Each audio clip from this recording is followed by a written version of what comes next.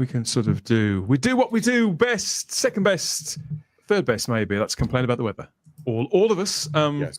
I was going to say in British fashion, but it doesn't really matter where we are. We're all complaining about the weather, and this is a truly international panel. Even more so when the fourth member, that's right, shows his face. Good to see you both. Hey, and you. Another Saturday. Drier, considerably drier than last time when we were talking about the 50th anniversary of Jaws, but too dry. Scorching hot. I could do with a dip. Come to think of it, just no great whites, obviously. It doesn't get cold in the UK. See, we were just having a discussion before we started, and Dan and Gary just realized how hot it actually gets in my part of the country. Over 40 with humidex tomorrow, folks. 40 degrees Celsius, folks. Canada. If you're living in Canada, get out now. And tornado warnings. Yay. They are calling what's happening in Britain at the moment a heat wave. I think it's just the summer, realistically. It's just the summer. But we're not used to it, more than 3 days of it. And we all want to sort of give up, really, and sort of sit the rest out. Well, I got a question, Dan. Yeah. How many people do you know have air conditioning? Oh, very few in their homes. Yeah, not me. Yeah. Here you can't live without it. Ooh. You will die. I can't imagine. No, it's a very rare thing in Britain. Lots of shops have it, obviously, because they're selling consumable stuff like chocolates and things like that. So lots of shops have it, but people, domestic family homes, no. I think the Rabbi has aircon. You got aircon, Rabbi? Oh yes. Oh, absolutely. Oh God, where you are? Oh yeah, Damn. That was a matter of quite consternation day. I don't know how long I'm staying, but I'm like jet lag beyond jet lag. We're having all these like sirens. I'm in my air raid shelter right now, which is a matter of quite discussion because this floor was built with the same walls, right? And they're all like super thick for in case you bomb. But only this room has the special magic door on it, right? The metal door. But out there's got couches and a TV and a bathroom and a bedroom, right? I'm staying out there. Okay. And my kids were like, well, we should go in the safe room. Go in. Leave me alone. But I said, don't touch anything. Just stand there. But anyway, the point is this. I'm like so jet lagged. For me, 8:30 is like 12:30 right now. I've no idea where. So I'm going to be on for a little bit. I don't know how long. Well, I might just go and get food. Who knows? Happily, this is a casual comment. I mean, it's bad enough being in a war zone, but the idea that you could nip out for a Jimmy Riddle and come back to find that your kids or your wife or someone in the family could have mixed around and Romana 1 will end up where Romana 2 should be. Oh. That's exactly what I'm saying. And they won't realise it. Or they knock it down, they put it back all nervously, and they're all in the wrong place. Insult to injury. Chill out with us for a little while. We'll try and distract one another. I say I can't complain because it's not actually a war zone. I'm not even convinced this is a heat wave, everybody, but everybody else is saying so. Chris is living in a crime hotspot, but I think he's what temperature? To be honest, I don't know. Well, what is considered a heat from those of us who are in much hotter climates? And yes, fun fact of the day: the more you know. Canada is very hot. So Dan, in the UK, the home of mushy peas and the obsession of fish and chips and all this other stuff, and apparently some disgusting thing called the blood pudding. I've always wanted that. So what temperature is considered a heat wave in the UK? 28. Rumble and YouTube, let us know what temperature would you class as a heat wave UK residents. I'm the wrong person to ask, really. I sort of just stick my head out the window, and if it's, I gauge by that, really. That's about the only science that I attach to it. We've got some comments already. Yes, thank you everybody who's joined us so far. Toasty says Lord Thoth. We've got Darren M in the live chat too. Oti has chimed in with various things. And we'll be getting stuck in a moment. So I hope everybody's all right. Now there could be some more people turning up as well. I'm not sure where they are. They could be on the motorway somewhere, or they could simply be conked out. And for the first time ever, I nearly didn't make this stream because I went for a nap earlier on. It's so hot better snap myself out of it and wake myself up. But if there was ever an incentive to do so, it was this. Air conditioning. No. That's crazy. You would all get air conditioning. Well, considering that we'd only ever use it for about 2 days of the average year. No, you use it for heat as well. I use it for heat in the winter. Oh, that's true. Yeah, that's a good point, actually. When you put it like that, sensibly. It's oh my god, I can't even imagine them without AC. I couldn't. My AC died when it was out of commission for like 2 days. I think it was last summer. What a nightmare. It almost like I couldn't go on the top floor of my house. It was for you Fahrenheit people, it was probably about 120 Fahrenheit upstairs, and it was no. Is Canada actually a portal to hell? Because it's insanely cold and insanely hot at the same time. Well, here's yes, Rabbi, it is, because it's not uncommon for us in the winter to have cold snaps, which are usually they get to below -40 here. In the winter, we have days where we're colder than the Arctic Circle. I'm not making that up. In the summer, we have days where we're hotter than Texas. And in the spring and fall, it's not, and the temperature varies so widely here that in the spring and fall, it is fairly common to have your heat blasting in the winter, in the mornings, and your AC to be blasting in the afternoon.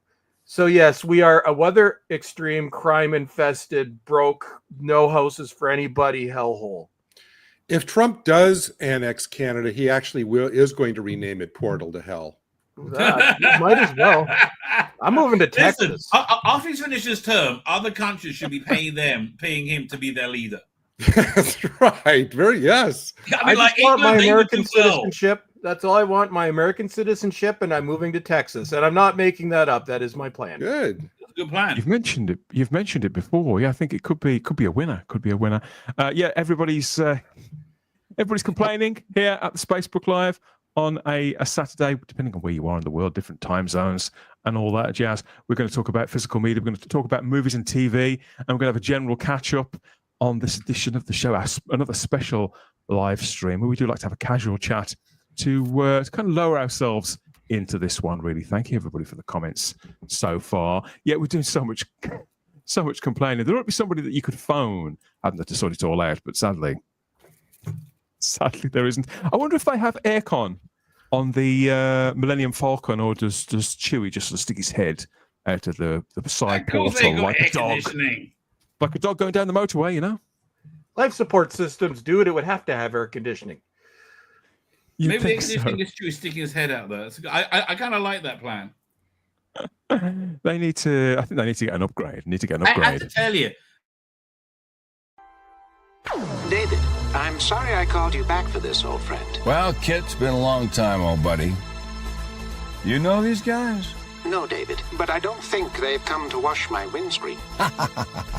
You got this retro look, huh? I've let things slide a little, David. This is bad, isn't it? No, don't worry. You got me out of plenty of scrapes. Let me get you out of this one. Upgrading to Prime. Upgrading? Things are going down pretty fast here, David. I know, kid. Just hold tight. Let Prime take this, huh? Now that is a good look. Oh, my word. I think I'm in love. You and me both. I think we can lose the car wash crew now, David. Hit the button. Whatever you say. Whoa! Now that is a nice look. You've done it, David. I feel like $1 million. Why, you look more like $1 billion. Wow.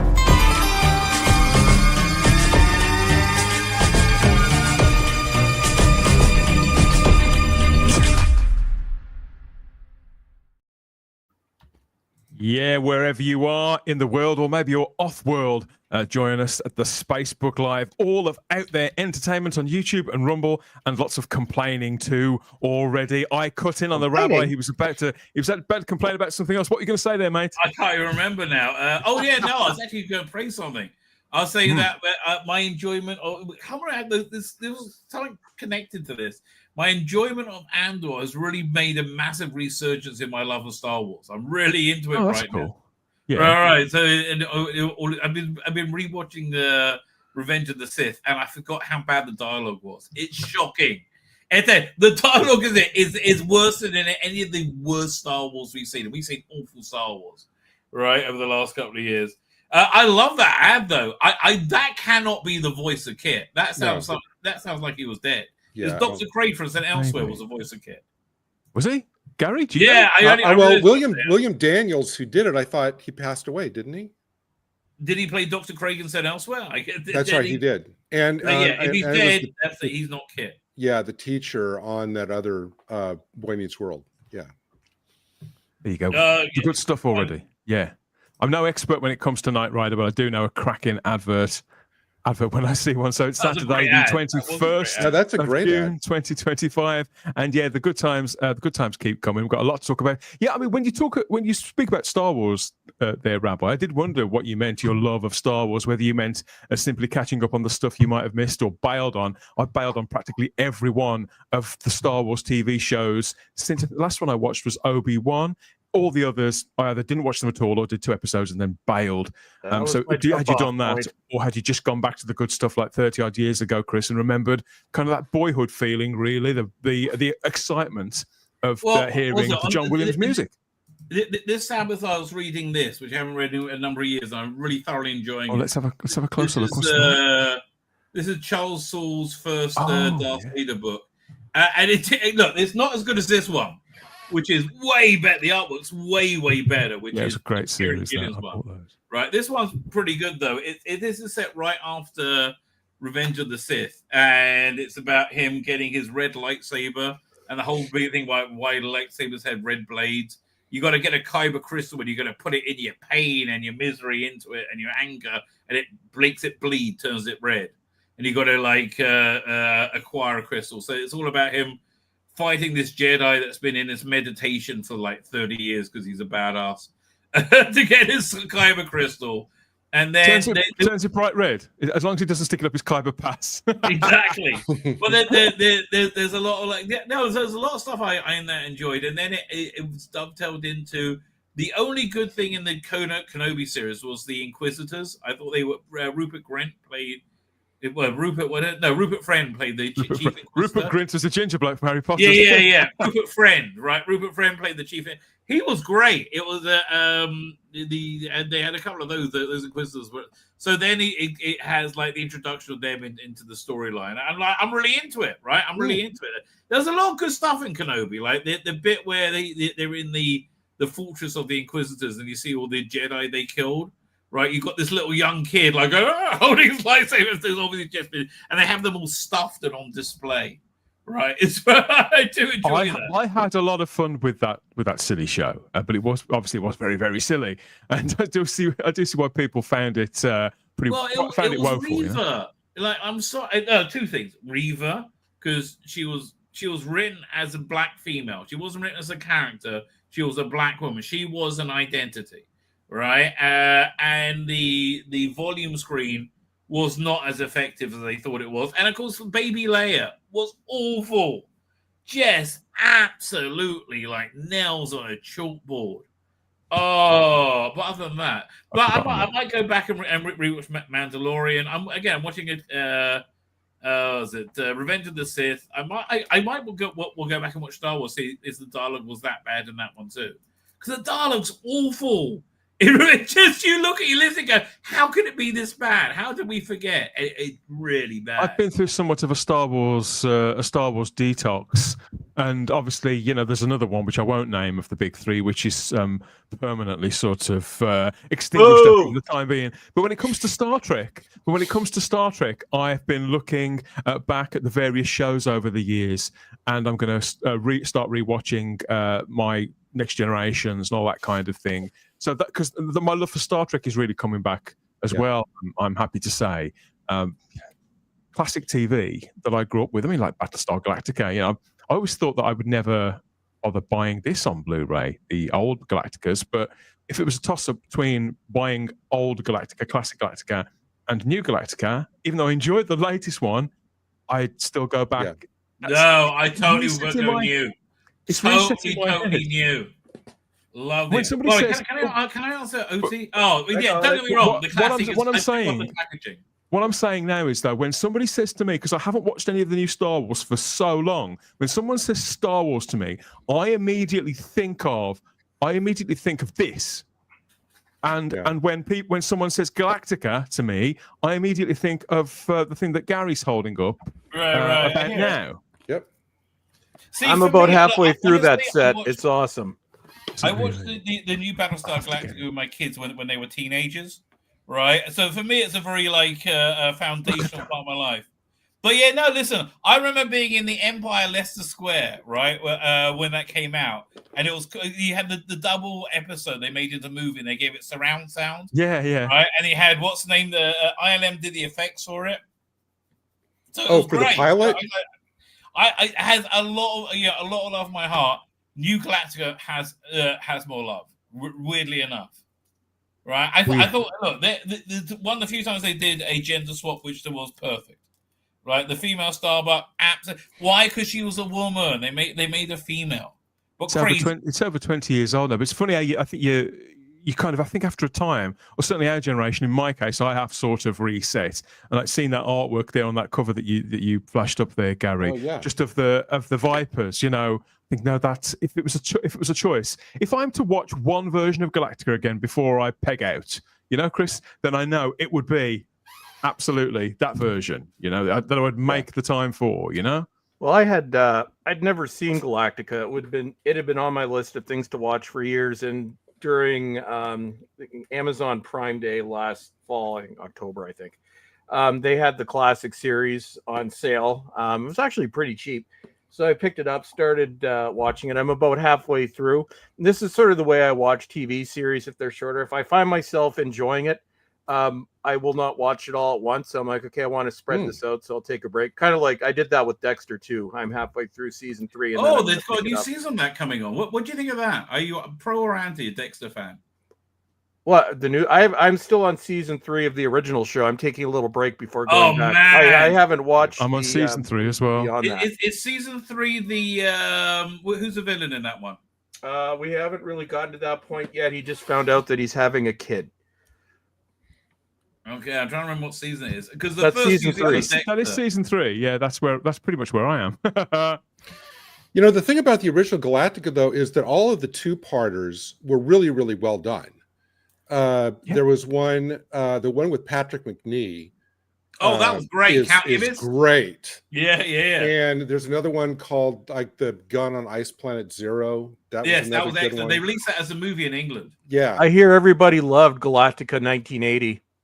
I actually kind of did. I do. I did. I like the beard. I love Dr. Z, Dr. Zen. My set came with it, so I'll be watching it. I didn't realize that was in the same set. I'm going to have to get those. Okay, yeah. so Basically, Dan, it's interesting what this set does. It has the theatrical version of the pilot, which was in theaters.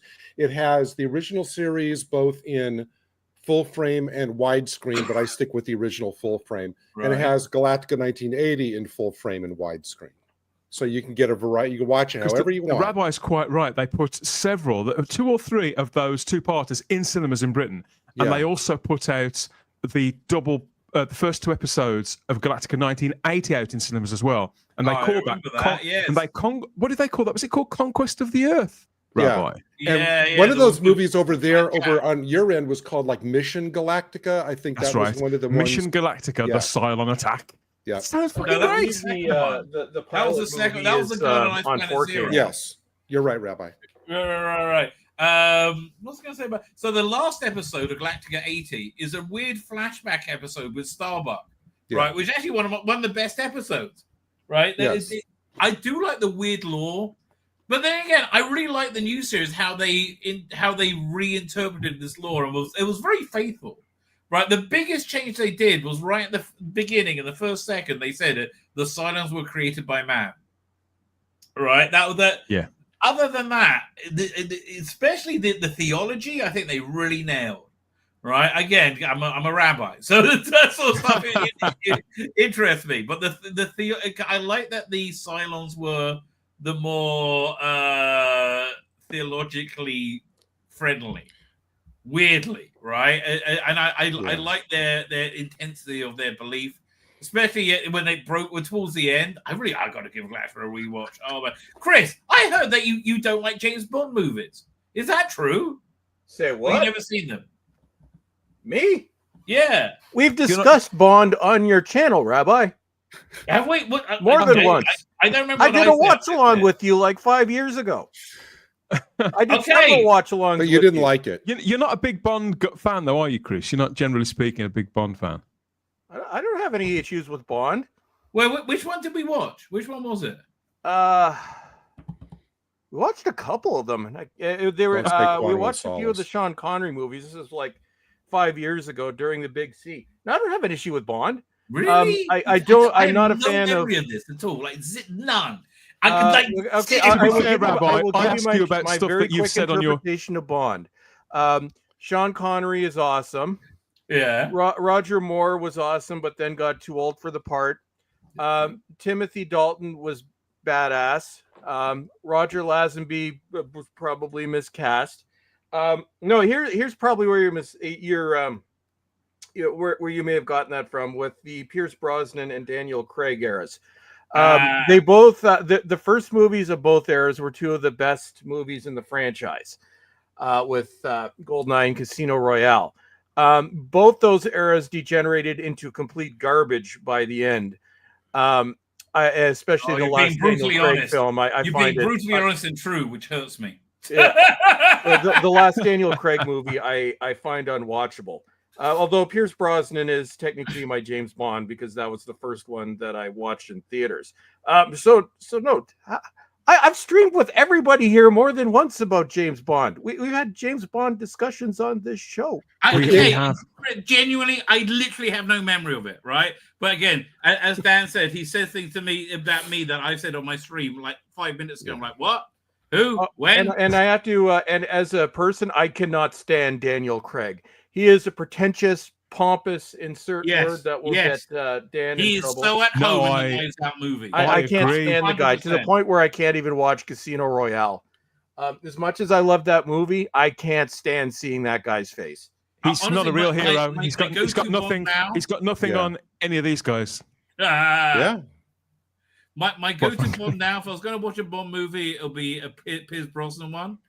I kind of like the goofiness of his second and third one. The fourth one was stupid, right? I think they should let him down a fifth to redeem himself. That fourth one was stupid, right? But that, I thought the first one was so good. The second one was had a good time.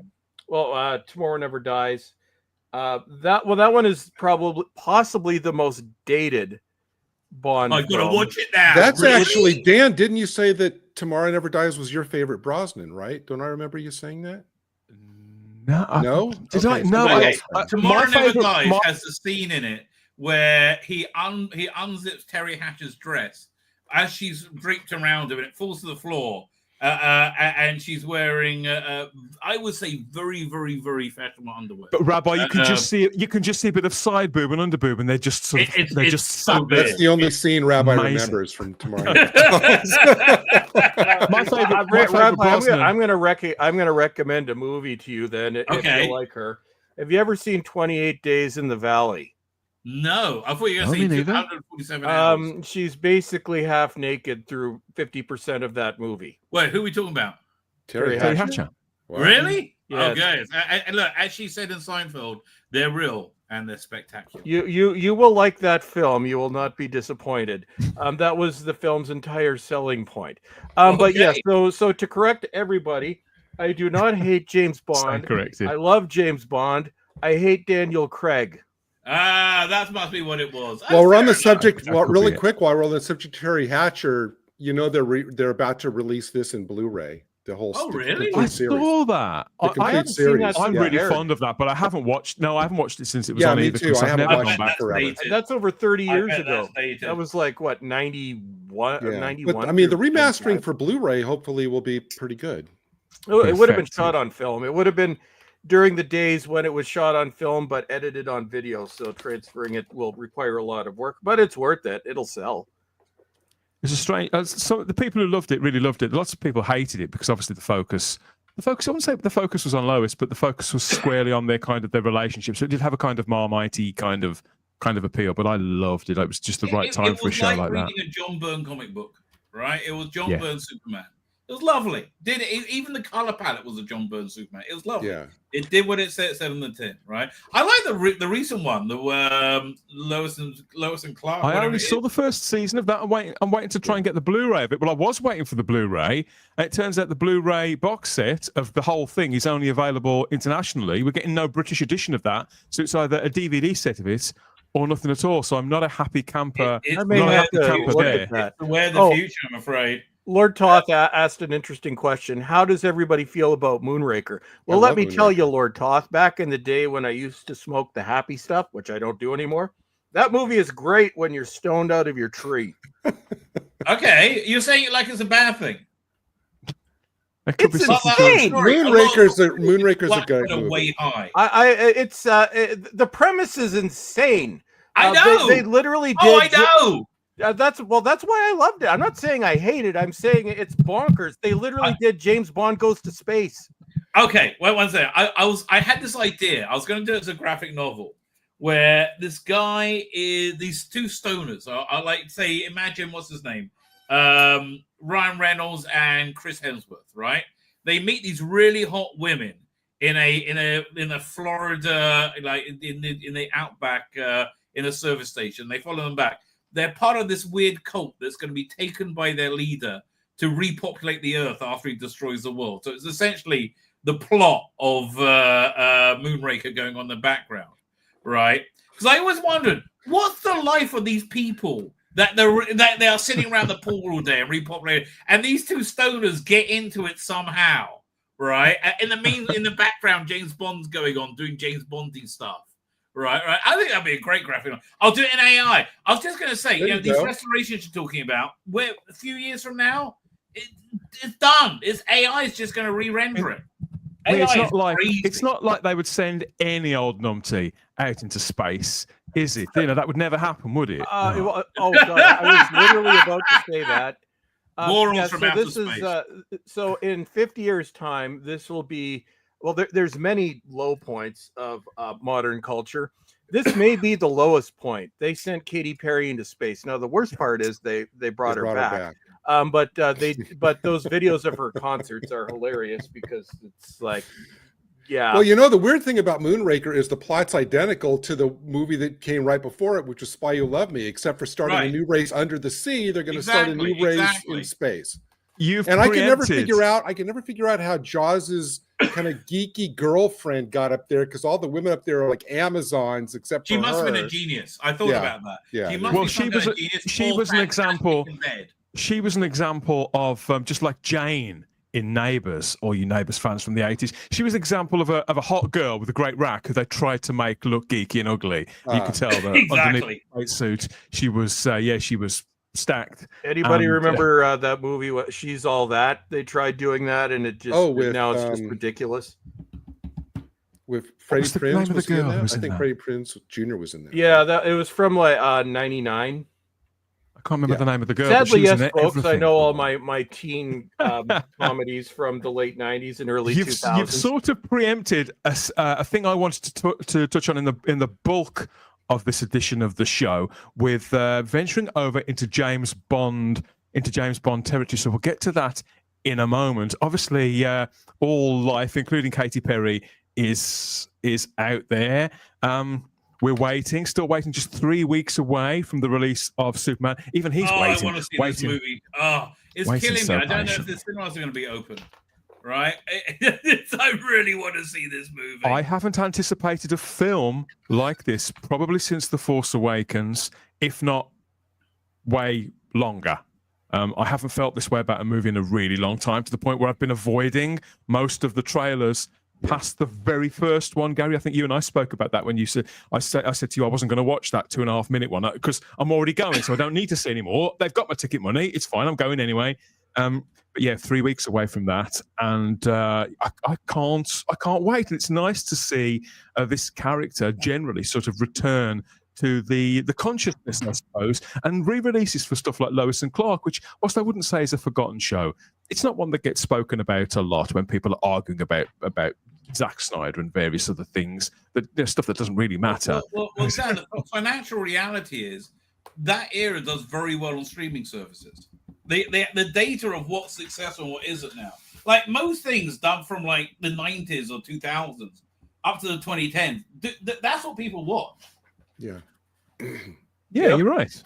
You're right. And so whilst we're waiting the next 3 weeks out for that, we're going to have several long-form conversations here about all the things that we enjoy geeking out about the most. You can join in too on Rumble and YouTube, of course. I forgot to say that I'm Dan Hadley, Birmingham's King of the Geeks, but you probably know that already. I say it all the bloody Birmingham, time. they wrote a song about that. Birmingham. Did they?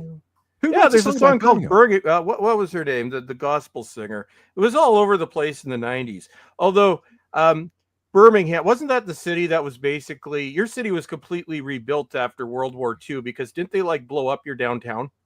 Coventry was. There was a lot of bombing in Birmingham. Coventry ended up being pretty much completely rebuilt. There was certain sides of Birmingham were damaged quite Coventry, heavily. they let be destroyed on purpose. It's a bit of a Coventry's a bit of a shit. Then again, Birmingham's not far behind it now. Song. What was her name? Was it Amanda Marshall? Yeah, Birmingham by Amanda Marshall, 1995. It was played to death on the radio. So whenever you say Birmingham, which is every week, I'm reminded of that song. Sure, it's not Birmingham. The way to say Birmingham, if you're from England, is you say the H silently. Birmingham. God, you sing it as Birmingham. Anytime you see an H at the end, Buckingham Palace, not Buckingham Palace. I'm just trying to help you so you don't get ripped off, baby. Us Canadians, we have the proper pronunciation. Everybody else has it wrong. The king. We don't care. Y'all got it wrong. No, Canada has the eloquent over enunciated. That's the defining characteristic of the Canadian accent is we over enunciate everything, and we say a boot. Although I try very hard to say about, but if you watch my videos when I'm yelling, it comes out as a boot. We can't help it. So we over enunciate unless there's like an O and a U, then it just becomes silly town. All that talk of Terry Hatcher's rack has really excited pals here. Happy to help as always, and obviously if you do manage to get a DVD, 28 Days in the Valley, you'll love it. Literally, it's the selling point. It's the late 90s. It's peak Terry Hatcher. She forgets to wear pants for half the movie, so Rabbi will love it. Okay. If you do manage to get a copy of that on DVD or Blu-ray, we recommend that you handle with care, as it could go off in your hand. Available from Kino Lorber. I have it for various reasons. But I thought that would lead nicely into our regular item, our public information film here, courtesy of our mate Chris. Bolstreck's Choice, I think we're going to start calling this, because these really are oddities. I think I've said this several times. This one may well be my very, very favorite, Chris. I mean, I don't know whether you're deliberately sort of theming them or whether you're leading us to the darkest of places, sort of very, very gradually. But it is quite extraordinary, the kind of things that we're getting in these. Obviously, Canada does seem like somewhat of a troubled place for one reason or another. That's an understatement, dude. But this one, do you want to give us a lead into this and its history? How old is it, and what were the repercussions? Okay, so this is from the 2000s. This is from our province of Alberta, one of 3 provinces that want to leave the country right now, but that's a whole other story for another time. So this is from the 2000s, from the campaign called Some Days Are Bloodier Than Others, which I will feature through this season. That's the national slogan of Canada, isn't it? Lately, yes. We could have anticipated the meaning of those words back in the 2000s. But yes, so this is, like I said, I try to have some variety. At some point, in a few weeks, I'm going to be debuting something from British Columbia. And as you know, everybody in the province of British Columbia is on drugs. And when you're very stoned, I'm going to show you what happens when you try coming up with a public service announcement while on the ganja. But for this week, so from Alberta, from the Some Days Are Bloodier Than Others campaign, one of several videos, today we are going to learn about safety around deep fryers. This one also comes with these also come with a soundtrack, which is awesome. So we'll watch the video, then we'll have a discussion about what we've learned today. Very good, very good. Let's have a look. Let's see where this one's going to go. Now that folk that's to be tagging, to finish like that, just keep gagging. See the smoke gon' get me mad and boy. You don't wanna get boy, keep this fishing boy. No way to 360s boy.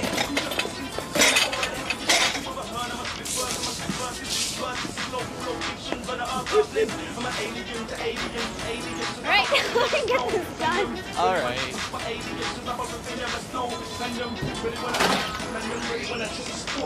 Oh no,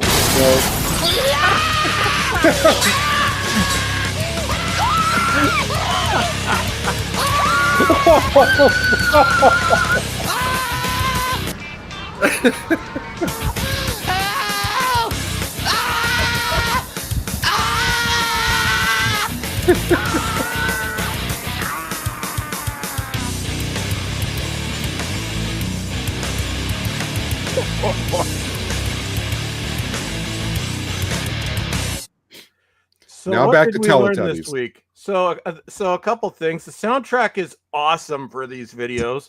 Also, rather than helping the poor guy who just got his face blown up, my favorite part is when the young lady just runs in the opposite direction rather than helping the dude. So panel and chat. So what did we learn today? No jiving at work, in the workplace, obviously, like these two are doing. No interracial romances. If you leave an aerosol can right next to a deep fryer, you deserve whatever you get. That's true. The ginger side continues. Don't stare at it. Yeah, don't stare at it. it's that moment where you think, is this for real? This does look like a parody in many respects. No, these are real. This is crazy. There was a series aired in Alberta in the 2000s, and every single one of them is this ridiculous.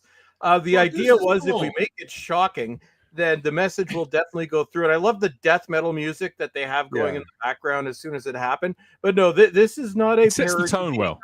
This is my country. Everybody all thought that Canada was like a happy frozen. No, we all thought we were just polite. No, you're fucked up, mate.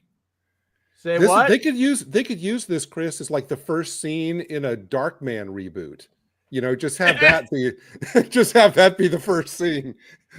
Well, I thought last week's was like Final Destination. I don't know what this was. This was like something out of The Walking Dead.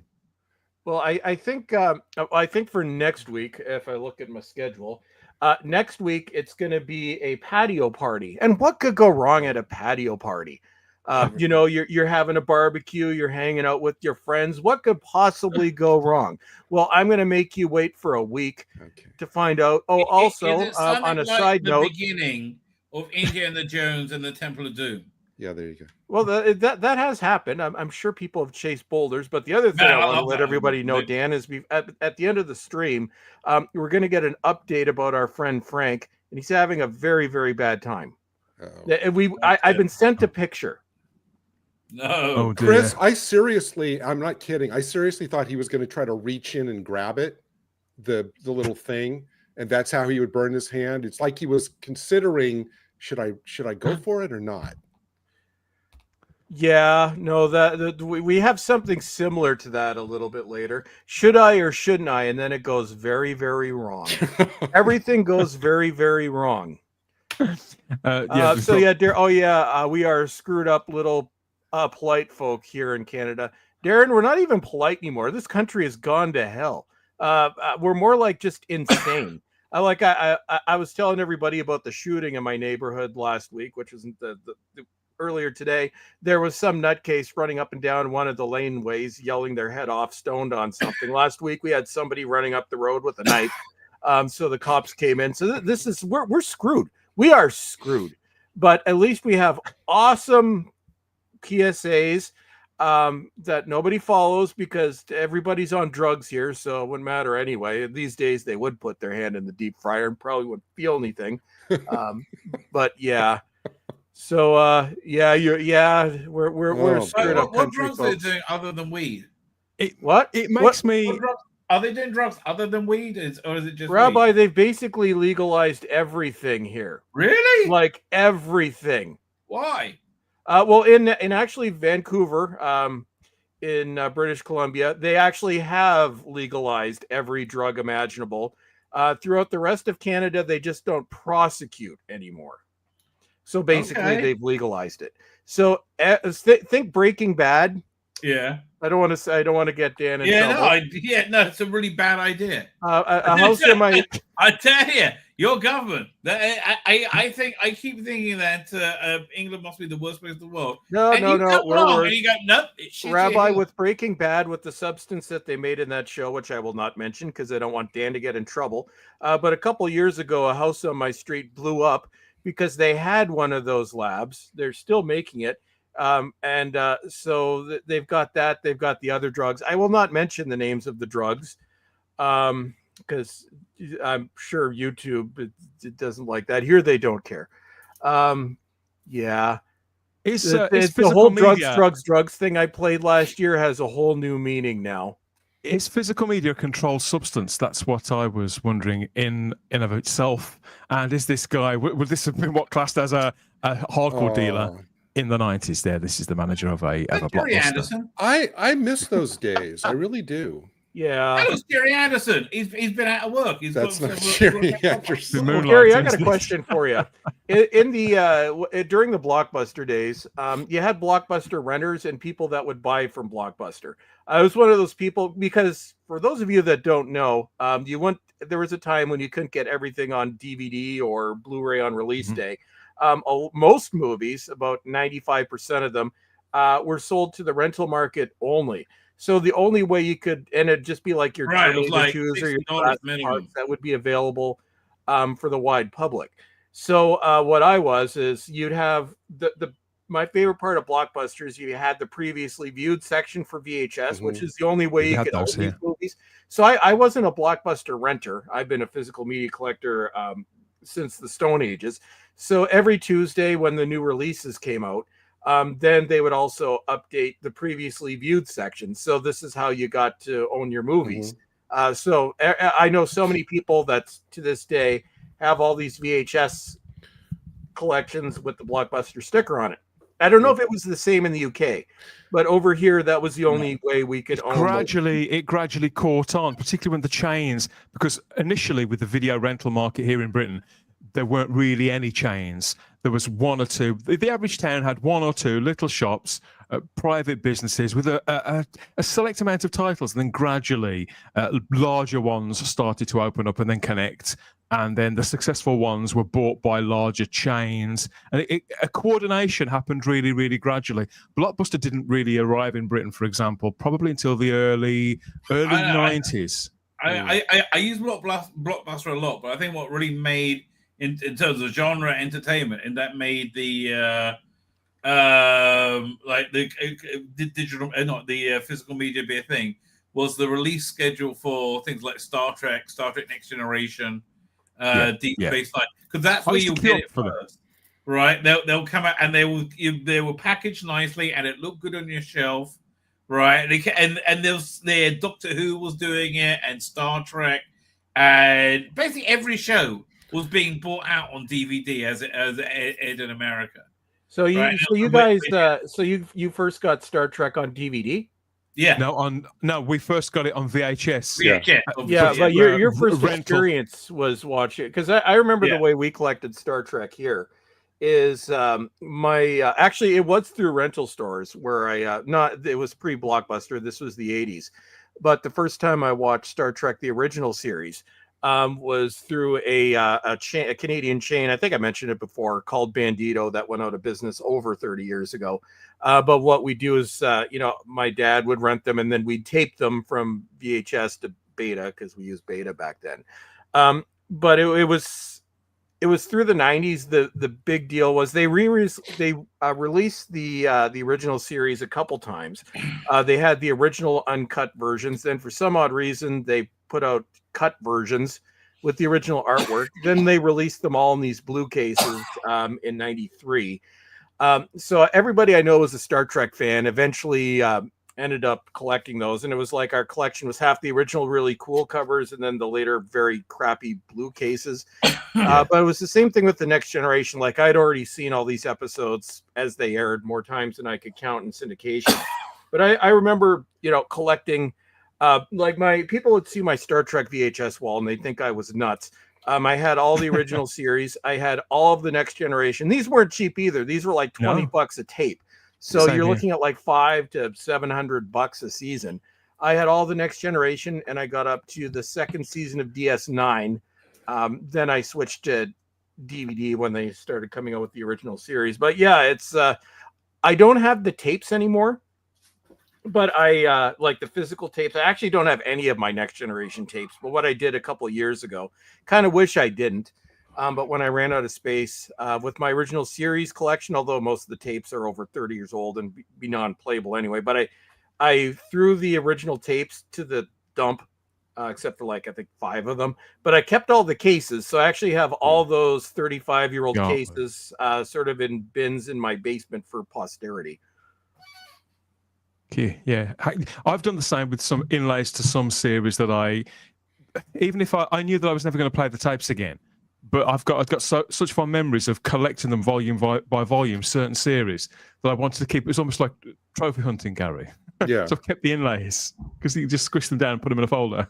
Yeah, I bought most of. Well, I think I bought like seasons 1 and 2 over here of the original series when it used to be one episode in a box. It was like a black box, like $15 a pop. But I didn't stick through season 3. Gary, do you remember the terrible Columbia House ones where it was 2 episodes per tape, but they were random? You got the menagerie for free, and then you're paying like $100 for a tape of 2 episodes. Yeah, they did that for a while with Next Gen too. I think they did it. Yeah, I remember those Columbo. They did Columbo too for a while. Yeah, Next Gen didn't last long, and then when they went to DVD, they did 2 episodes per disc with the original release starting in '99, and then somewhere they were going to do the same thing with the Next Generation. Somewhere I actually have a insert where they were going to start with Encounter at Farpoint. That would be the first one. Then they were going to do 2 episodes per disc. Those were announced in very early 2000. Then X-Files did their complete first season, which was the first complete series, in May of 2000, at which point that actually did very well. It was like $200 for the season. But at that point, because of the X-Files, Paramount decided to cancel the individual releases. And then in early 2002, we started getting the Next Generation as complete season sets. Yeah.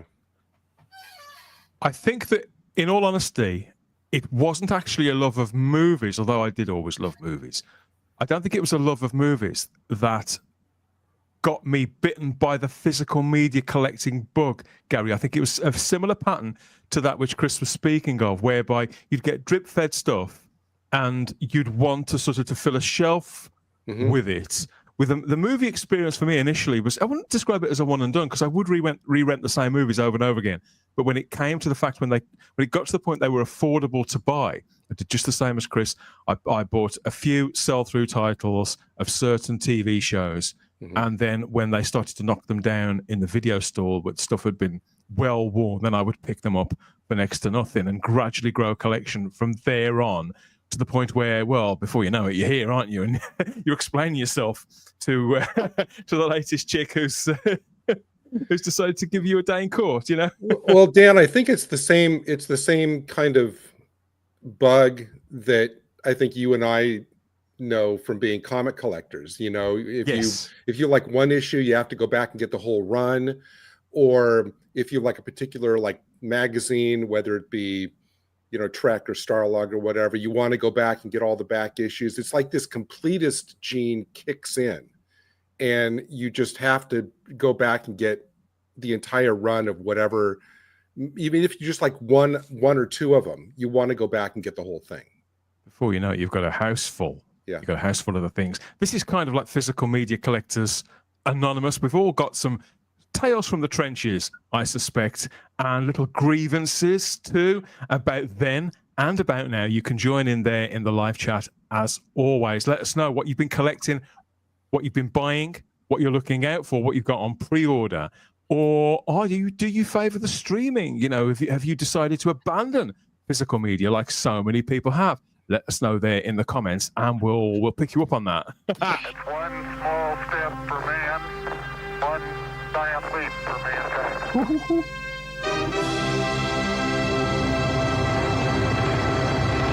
I would have stayed there, you know. But there was just no atmosphere. Whoa! Once you've got it on Scotch, you've got it.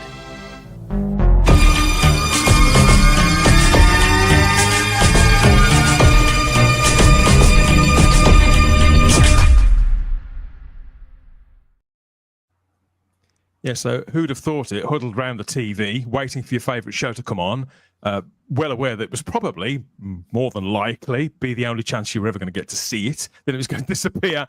And then eventually these episodes of TV shows started turning up to rent or to buy affordably on video. And that really was how I was bitten by the bug. And but the TVs were so small. House space was at a minimum, you know, as your collections gradually grow. If you're living with your family, with your parents, or with a significant other at that time, you know, you're getting those kind of looks. You know, how many of those are you going to buy again? Do you know where do you plan on putting all of them? Before you know it, that's where you are. Of course, decades later, TVs got bigger, the screens in every room in the house, sometimes multiple screens. Who'd have thought that? And collections maybe sort of getting smaller in the amount of space that they take up. Technically, in my case, I hate to say it, it just means that I'm able to just buy more of it, Chris, you know? Yeah. Well, there's always the in VHS days, the space was a problem. I actually had 2 cabinets for my Star Trek collection, and it drove my mother nuts. They were relegated to the basement. And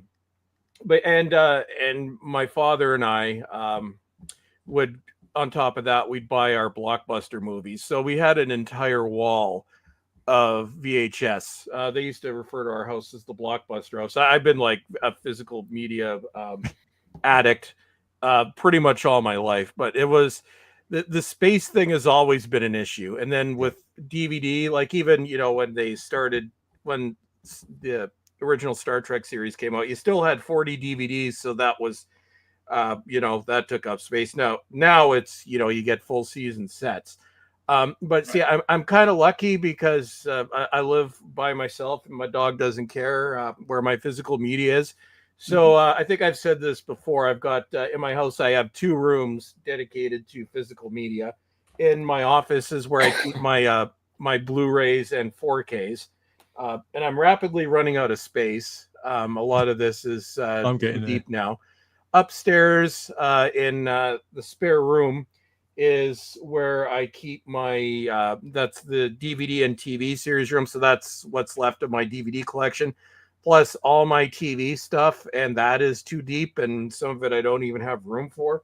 But yeah, it is. I feel bad for anybody that say lives in somewhere like Toronto, where you've got like 500 square feet of total space for $2 million. I don't know how you'd be able to hold like your 5 DVDs and that's it. That's like the physical media question. Where do you put the stuff? That's why they go for streaming. I was just thinking, I got a whole wall more of physical media, and it's just got cobwebs. I what I normally do is I rip anything I want onto a hard drive, right, and I just never go back to the physical media. or I illegally download it and I buy it as well, right? But once I have the data file, like for example, that's all I really want because I don't want to be able to lose it, right? This is where, Rabbi and I have disagreed on this. I think it's for my like I've never even all those free download things. I might at some point transfer them to my computer. My favorite ones, I've never downloaded. Right. But for me, it's it's a physical media compulsion. I like going up and literally it's like selecting a movie. Yeah, it's like I like taking it off the shelf, putting it in. My my main player now is the Sony X800, which is awesome. I'm gonna get the Panasonic 820 later this year as my new main player, and that one's going to become my secondary player in my bedroom. But what I love taking the disc out, putting it on, putting it in the player. Tray comes out, clunk, tray goes back in. It's like, even the slight sound of the disc playing. It's a compulsion thing. Some people will get it and some people won't. Like I do have Netflix. I have Prime only because it comes for free with my delivery stuff. And I think it's interesting though, comparing your two takes, yourself, Rabbi, and Chris there, even though you're sort of at a different place now, it sort of still comes from a similar origin point. The idea of scarcity, Gary. I might never see this again. I need to have this backed up. Exactly. And that's really my goal. I want to be able to be able to access. Like for example, I buy things digitally now. Like Furiosa. I didn't buy the physical disc. I bought the digital one because it came with all the extras on Apple, and I downloaded them. I can't remember if I downloaded them illegally or not, but I had it on 4K, and it doesn't really bother. And that's the other thing. To watch 4K, I'll go to a streaming service. I was watching, as I said, Revenge of the Sith. I was kind of cool watching it in 4K. It's wild, actually. Most things I can see in 4K now, but I don't have a 4K player. The Blu-ray player I have is a PlayStation 3 or maybe a 4. I got a 3 and a 4, right? One's a European Blu-ray, one's an American. It's funny that you mention that because I've been talking about dipping my toes in with 4K for a while now. I had the 4K telly probably 8 or 9 months ago, and so I've been looking very tentatively at the difference because I'd sort of lost track a little bit.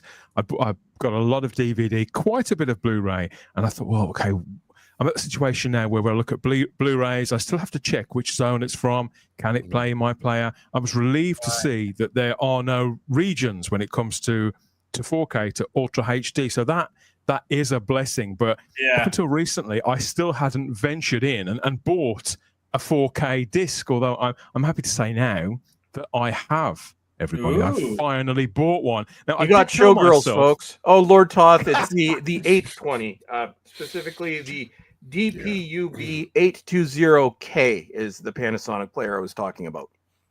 Now, I told myself because I've got so many movies. I told myself that if I'm going to adapt a new format, Gary, I was going to be strict with myself. It had to be the first film I bought and watched with the new setup, with the 4K player and the 4K TV, had to be something fresh and new to me. So I'm going to buy two films. In the end, I've still gone for something that is older, but it's something that I've never ever owned on physical media, despite being a collector through VHS, through DVD, having a reasonable amount of Blu-ray now. I have never owned the film that I've actually bought on 4K first on any format at all. And I'm about to reveal to you guys what has got me to finally purchase one. So I've got it right here. It's a film from the 80s. It's recently been re-released in Britain by Arrow, Chris. So I know you're a big fan of Arrow. Yep. And I am now the proud owner of my very first 4K disc. It's The Last Starfighter. Oh, very good. Updated that. That's very good. My want list for like ever. Yes, I've. This was the one. Do they update the special effects? So they're all like done. No. I haven't seen it since it came out. They were like Tron-like, as I recall. Yeah, that's not really the MO of these releases. I think to update stuff necessarily. I think you get it. You just make it watchable on HD. Yeah. Like so, I've never owned this before. I haven't seen it in at least 20 years. And then when I looked at all the specs, once I crack it open, because it's still in its polythene here, it's I probably might do an unboxing video for this. But this is the blurb here from Arrow themselves. This is what's awaiting me inside. So it's just a beautifully presented film. Rabbi, you get a choice of new commissioned artwork and the original artwork. It's just such a great. I can't believe nobody's ever revisited it. It is. It's such a great movie. I don't remember the details. I just remember having a great time, and it had like the premise how he became chosen. I can't even remember the ins and outs of the characters. I mean, as I recall, it's a fairly standard kind of story, and it's the sort of the atmosphere of it, that particular sort of mid-80s charm.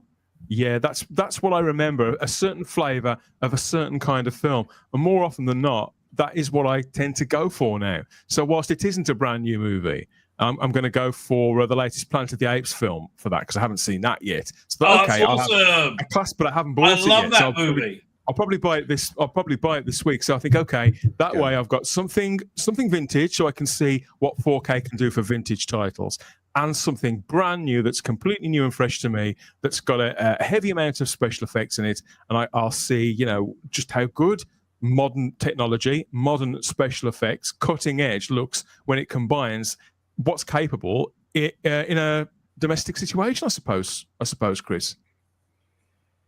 Yeah, well, that one, it's actually been on my list, and I should probably get it. So I've got a Blu-ray that came out of that. I think I picked it up in 2012, which is fine for what it is. At this point, I think I'll get stuck with just the standard non-special edition without the book, because I think the special edition is pretty much, or the limited edition is pretty much gone. But that's... It's with older titles and 4K. In many cases, it's a toss-up. Some of them look incredible. Some of them look like absolute trash. And some of them are just confounding, like what they did to planes, trains, and automobiles. That is just a catastrophe. They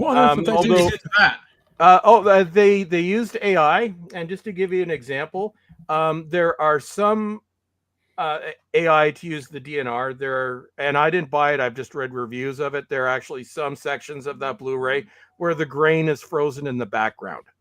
How you manage to do that, I have no idea. But specifically with some boutique labels and Scream Factory, when they don't lose the negative, will usually do a good job. But the two front runners in terms of quality control, where you're going to, if it's an older film, you're going to get an amazing product, is Vinegar Syndrome and Arrow Video. Vinegar Syndrome does all their restorations they actually have like a full lab and archive. Arrow Video, I believe, does most of them. They also have the former curator from Scream Factory on their payroll now. So and I've picked up some 4Ks from Arrow recently. I got the Friday the 13th ones, and I was actually blown away by what they did with those. Demolition Man looks amazing. Oh, really? I love Demolition Man. Yeah. Deep Blue Sea was awesome, and it's just as cheesy as ever. Trick or Treat is awesome. So if you're getting Vinegar Syndrome or Arrow Video, regardless of the title, the quality control is top notch. Yeah. If you're going for a studio release, read some reviews because studio releases, especially those from Disney, some of the old Fox titles, are just go with the Blu-ray. In some cases, you're almost better going with the DVD. Yeah, that's seriously though, that's a great choice for like an inaugural 4K, because I mean, I have the Blu-ray, and there's like a million extras and commentaries and stuff on the Blu-ray. So I imagine there's way more than that on the 4K. And it's a great movie. I mean, I think that's one of the best sci-fi movies of the 80s, and it's like the ultimate wish fulfillment film where he's a gamer who gets to go into space. The acting's great. Robert Preston's great in that. That's a great choice for your first 4K. Gary, it's lack of yeah. availability on formats here in Britain has really annoyed me for years and years and years. So I thought, no, I've been waiting for long enough, Rabbi. Yeah. I'll have it looking its very, very best. Of course, when I bought that and listening and now dipping my toes into this, I have to really resist that collector's mentality because I went into HMV and this is the site that I met with now. 4K has arrived in a big way, in a way that Blu-ray never really did here in Britain. And of course, that collector's instinct kicks in. You think, I'll have that, I'll have that, I'll have that. And I had to say, no, hold myself back from going I am not interested in starting with a new format. If you go back to that shelf picture, Dan, because I know which one you really wanted to get, but you got Last Starfighter and said, over on the right, I know you were tempted to get that Section 31 4K. I just know it. In my local branch of Computer Exchange, CEX, there's already about 15 copies of that on 4K and Blu-ray, but it's been out 3 weeks, something like that. Yeah, People nobody's just taking it. You can take your time on that one; it won't sell out. That was an embarrassment. But there is a temptation there to sort of really get silly with it, and when I look at the various releases that come with it, okay, now which ones shall I choose? But I'm going to be careful with it because I want each one to be a sort of an event. In the same way, my philosophy behind having The Last Starfighter is that's a proper event night in front of the telly for me with that movie. I can recommend a few. I mean, I just really quickly, the one thing I want to say is that the one of the reasons I love that movie is there's an honest, heartfelt sincerity to the movie that's not trying to undercut the genre, not trying to mock it. No. They're not spoofing it by playing it straight. There's such a heart and a sincerity to that movie that's, I think, one of the reasons why it's stuck in people's memories. The next one should be The Rocketeer. It really goes well with it. They need to remaster The Rocketeer though, because Disney has never done an upgraded Blu-ray from their initial Blu-ray. Oh, release. really? They really need to upgrade The Rocketeer. They'll make a disaster of it. But just to give you an idea of some of the other things I've been buying over the last few weeks at various car boot sales and new, I've got just a few here.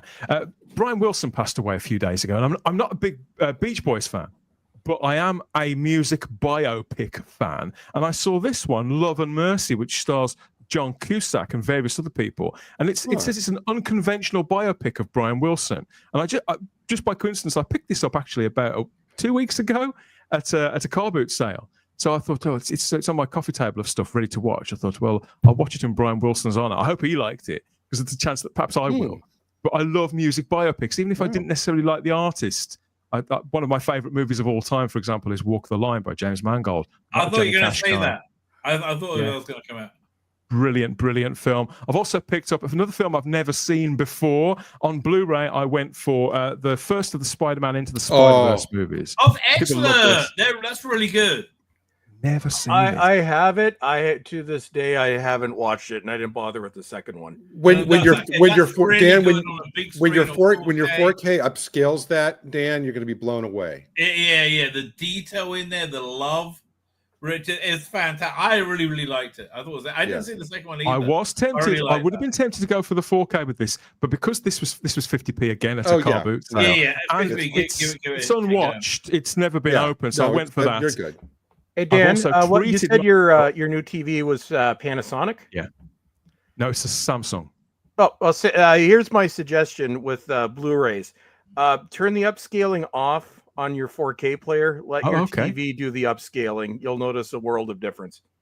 Oh, okay. I'll try that. What brand is your 4K player? My 4K player is I think that is a Panasonic. Okay. Does it have a display on the front or? I can't remember. No. Same thing with the upscaling on the Panasonics are a little bit better than the Sony, but it's best just to take it off, just turn the option off for upscaling, and as long as it's not one of the El Cheapo brands, but Samsung, you should be fine. It'll look better if you do it that way. I played around with it for a little bit, and I found my 7-year-old Sony it was a world of difference when I just turned it off. I try to be bold with the settings, and I spent ages sort of calibrating my TV and all that kind of thing. But trust the technology is the position I like to get with it. And the older titles always look fantastic. HMV have got a line of exclusive titles here in Britain, and they've just started putting out sort of one a month of classic sci-fi movies. And again, with the same philosophy behind The Last Starfighter there, I treated myself to this. This is completely brand new. Cost £10. Time After Time, the Nicholas Mayer film from the early 80s with David Warner in. Right, you're absolutely wonderful. Have you seen it? Right? Have you seen it before, Dan? Not since I was a kid. Oh, this is another film that has never had any kind of lavish release, and there are no features on it at all. But apparently, I mean, the picture's going to be good. And again, I've never owned it on any physical media format at all. Movie. Yeah, David. Dan, I'm sorry, I'm going to have to bow out. I'm trying to keep my eyes open, and I've been failing horribly for the last 10 minutes. So I have to go to bed. I do apologize. Thanks for joining us anyway, Rabbi. Stay safe, Rabbi. You will have a good afternoon or evening or wherever you are. We'll do our best. Thank you, mate. Thank you. Yes, so I've got Time After Time as well for the classic sci-fi movie angle. But I did pick up some more Blu-rays recently as well. One extreme and the other. And both of these I've actually watched. First of all, there was this one from 101 Films, a classic movie I'd never heard of, but stars so many actors that I remember from great 70s movies like Charlton Heston. He's in this. That I had to go for it. Really, it's called 2 Minute Warning. It's a thriller from the mid 70s, 1975.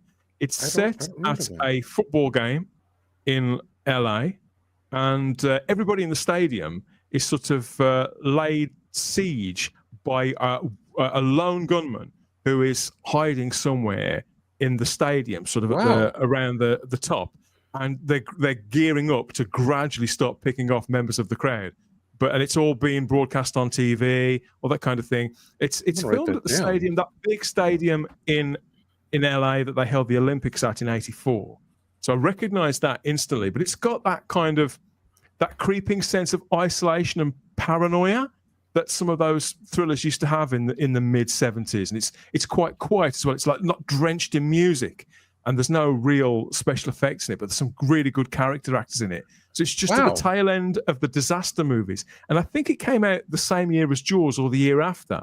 So it's less about a natural disaster or things being beyond people's control, and more about the reactions of the people put in that situation. If you like, Chris, how do people react when they're like three guys sat in a boat who've got nothing in common? You got all these people in this stadium, and things, shit starts to get real. I haven't heard of that, but I'm going to add it to my checkout list. Yeah, that looks like. And you say Charlton Heston's in that? Wow, I hadn't even heard of that. Yeah, it's an ensemble cast. It's just drenched in 70s-ness, and here he is as the copper. It's on the called back. what? 2 minutes.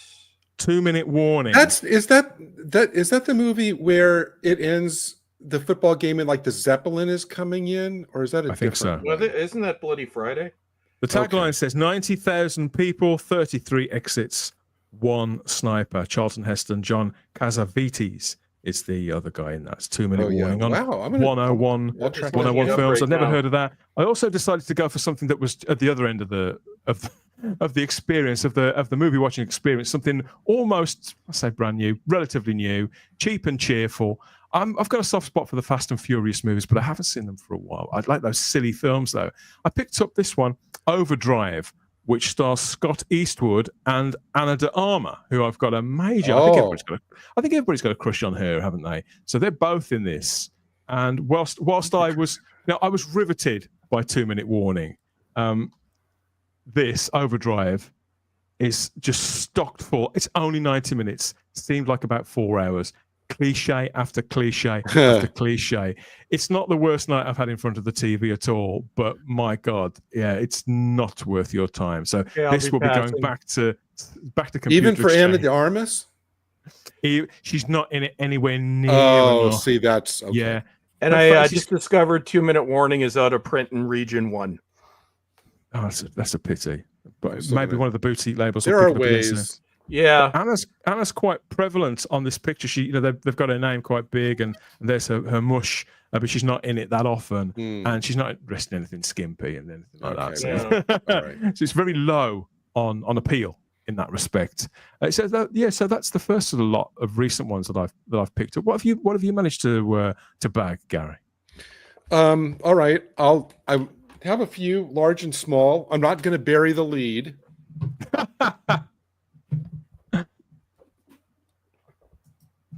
Oh wow! Okay. Oh, you did get it. So this isn't technically out in Britain yet, but yeah. So and this is the things on the back, but the way you do it is you have to the little sticky tape is let me get the little sticky tape off, and then this comes. It's like a big J card that the set sits in. All right, and so if you turn it around, this is where this is each of the steel books. Wow! So this, for the people who don't know, this is the Sean Connery 6-film 4K collection that's just about to be released in Britain. But you've got yours early. I'm really, really jealous. Yeah, and what's great about this one is that if you pull these out, it's like there's like a really solid, nice foam padding between each one. It's like as you pull it out, it's kind of, you can feel that you're pulling it out among two really nice pieces of hard foam to kind of keep it protected.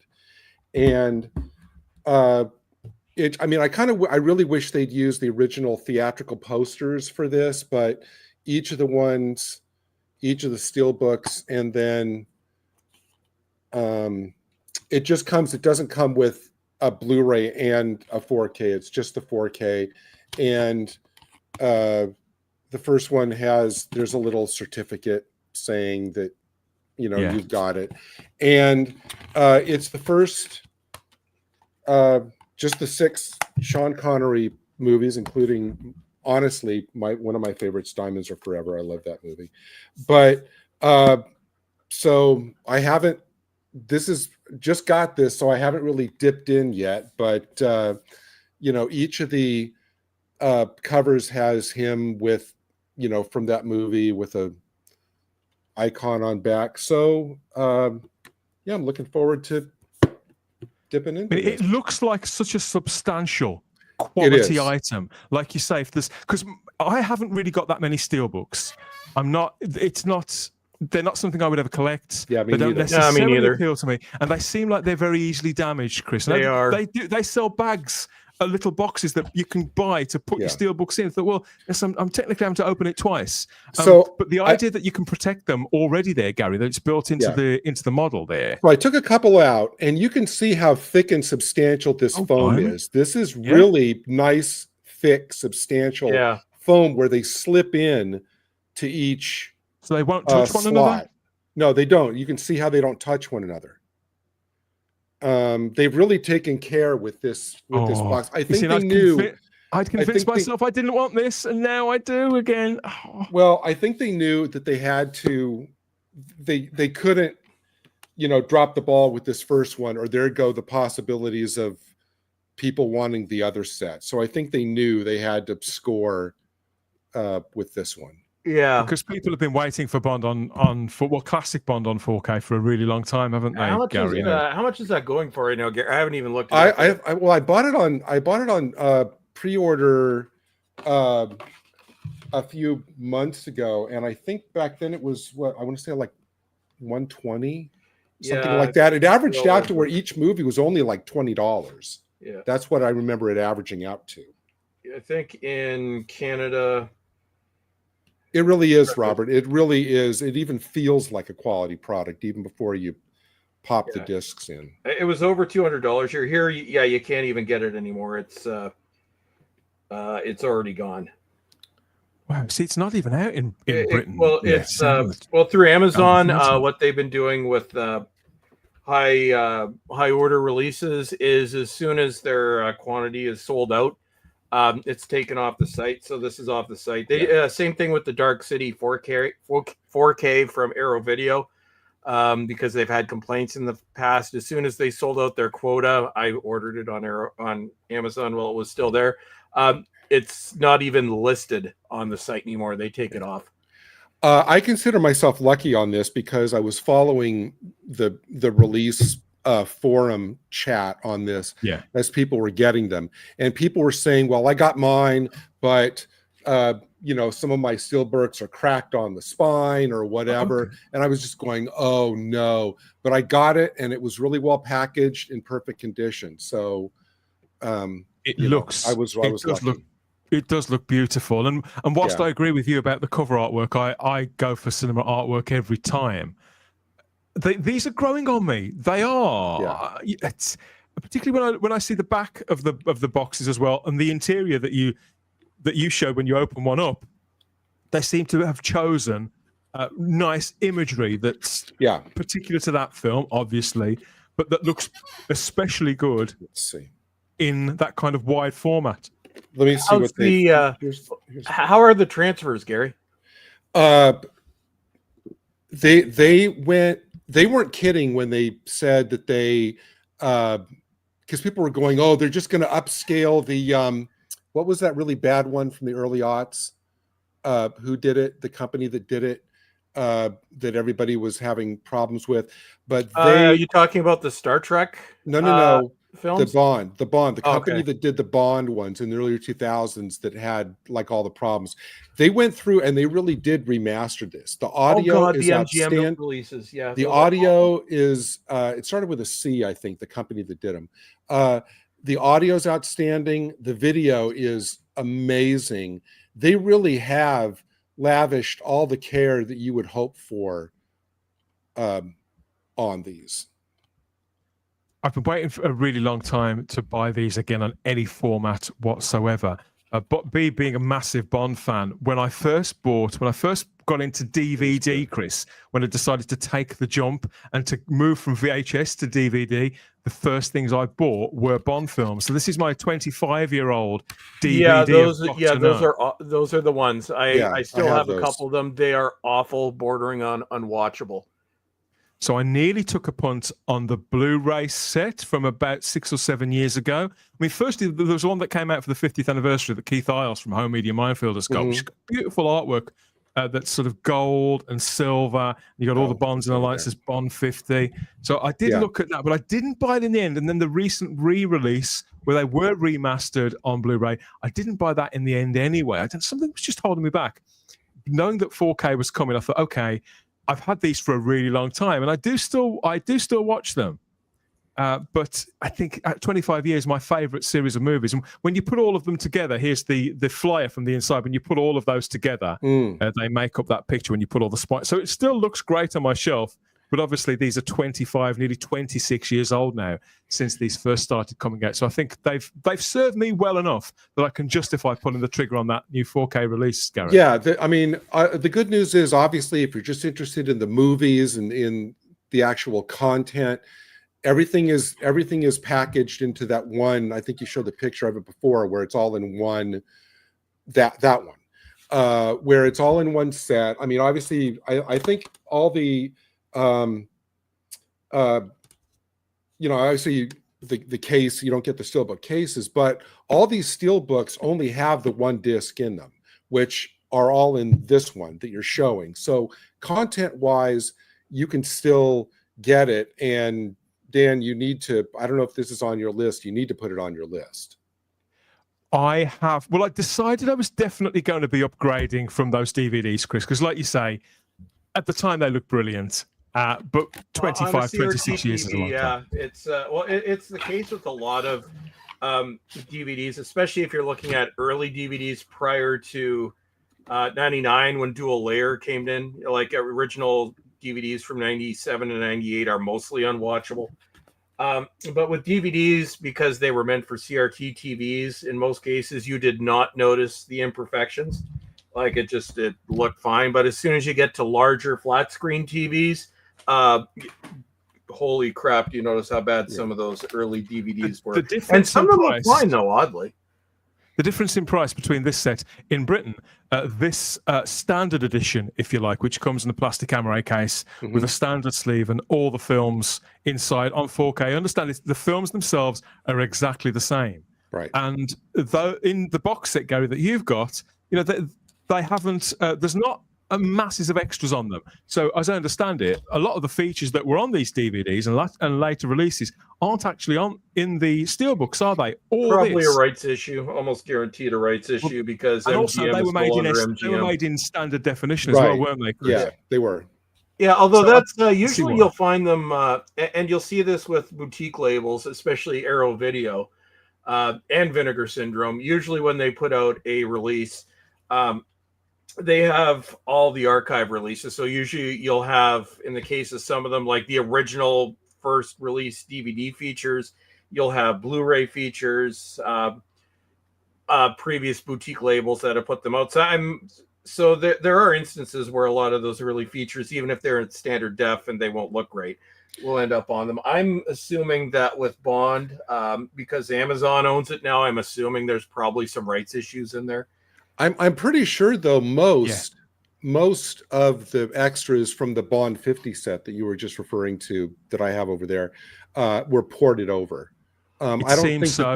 I was looking at the specs, and as I understand it, there's about 5 or 6 extras on the 4Ks per film. And when I looked at what was missing, it did seem to be, just as you said, this stuff. Now, Amazon has got a lot of these making of documentaries that are on the DVDs, the previous editions, and you can watch them in standard definition if you like. But this is the problem that I found myself in, because this set that we're looking at on screen, the standard set, it's about £70, whereas it's £120 for the set that you've just shown, Gary. So it's quite a big, for packaging alone. The packaging is the only real difference.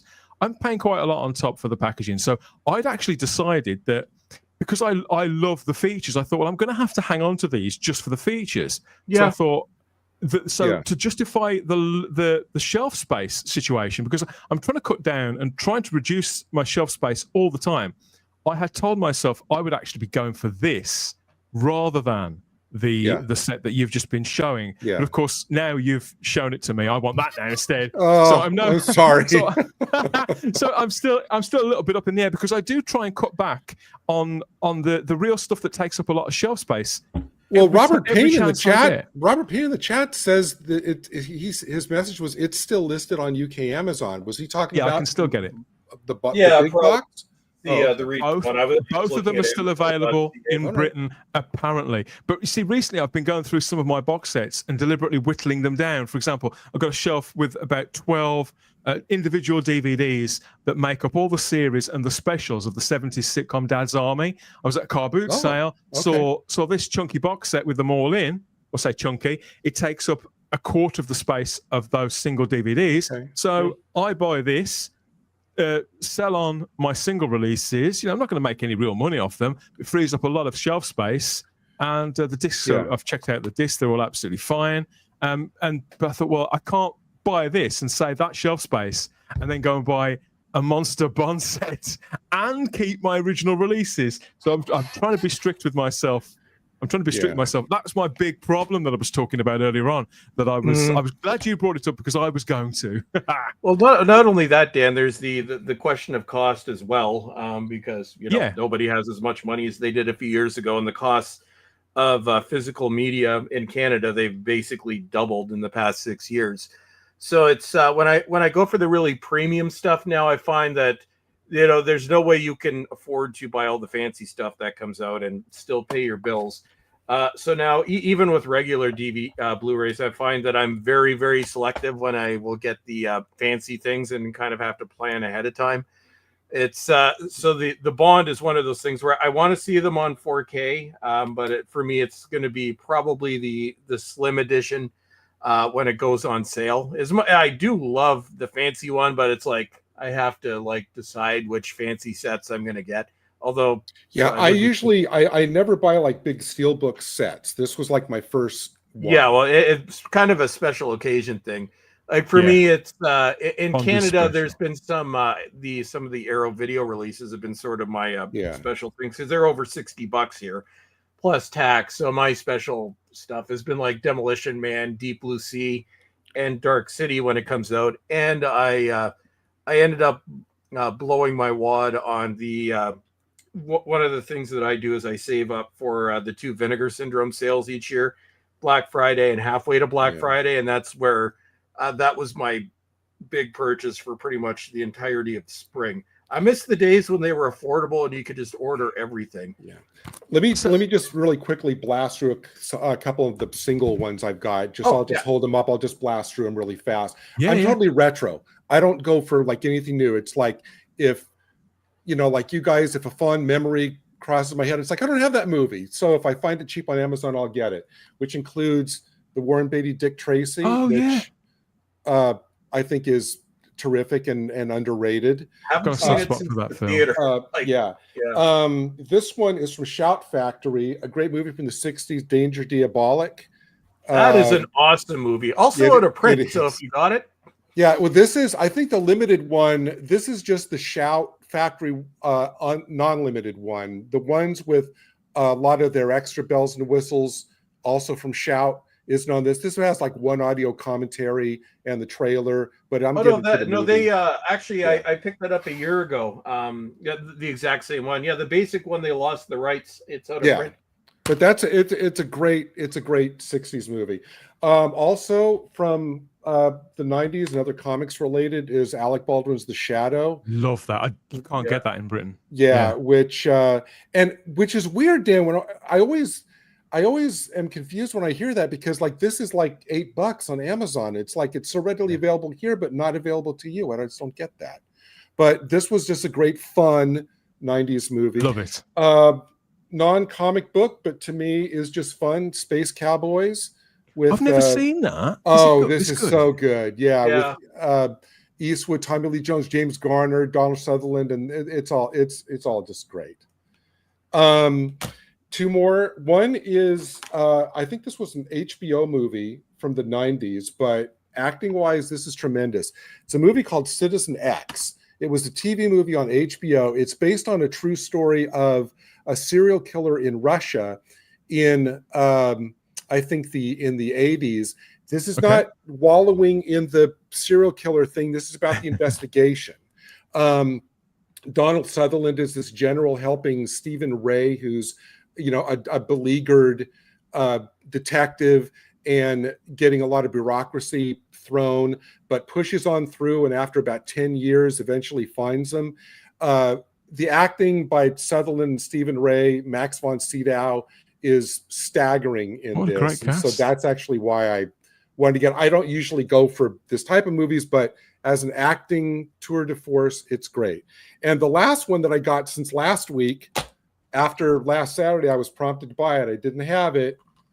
I bought the 4K of Jaws 2. I just got that. That is I think that I like that transfer better than Jaws 1 or the first Jaws. Yeah. That is Dan, if Blu-ray or 4K suggestions, Jaws 2 looks amazing. Yeah. After we talked about the first one last week, I mean, you guys have sort of convinced me to dip again on Jaws as well. So I will be buying this again. And after the way you spoke about Jaws 2, come to think of it, Chris, I've never hated Jaws 2. In fact, I've never really hated any of the sequels. I've got less time for the revenge, but I didn't, you know, I had a fun time with that. I'm now thinking that maybe Jaws 2 in particular justifies an upgrade as well. So I can see why you've gone for that, Gary. I can. Yeah, I was so up on Jaws 2 on Jaws anyway, and I thought I was fond of Jaws 2, and Chris and I were, I think, the only two holds out last week saying that we really liked it. And so I thought, hey, why not? It makes me mad because some of the deleted scenes they really should have left in the movie. They would have added to it. And like where the mayor actually comes out in support of him. It's like, why did they cut that? There's so many. As I remember it, Gary, as I remember it, in the late 70s and the early 80s, Jaws 2 was one of a set number of sequels. This was before sequels got a really bad name. So Jaws 2, Superman 2, Godfather 2. There were several really Empire good. Strikes Back. What's it? Damien, the Omen sequel. Omen 2, I love that as well. These films were not hated.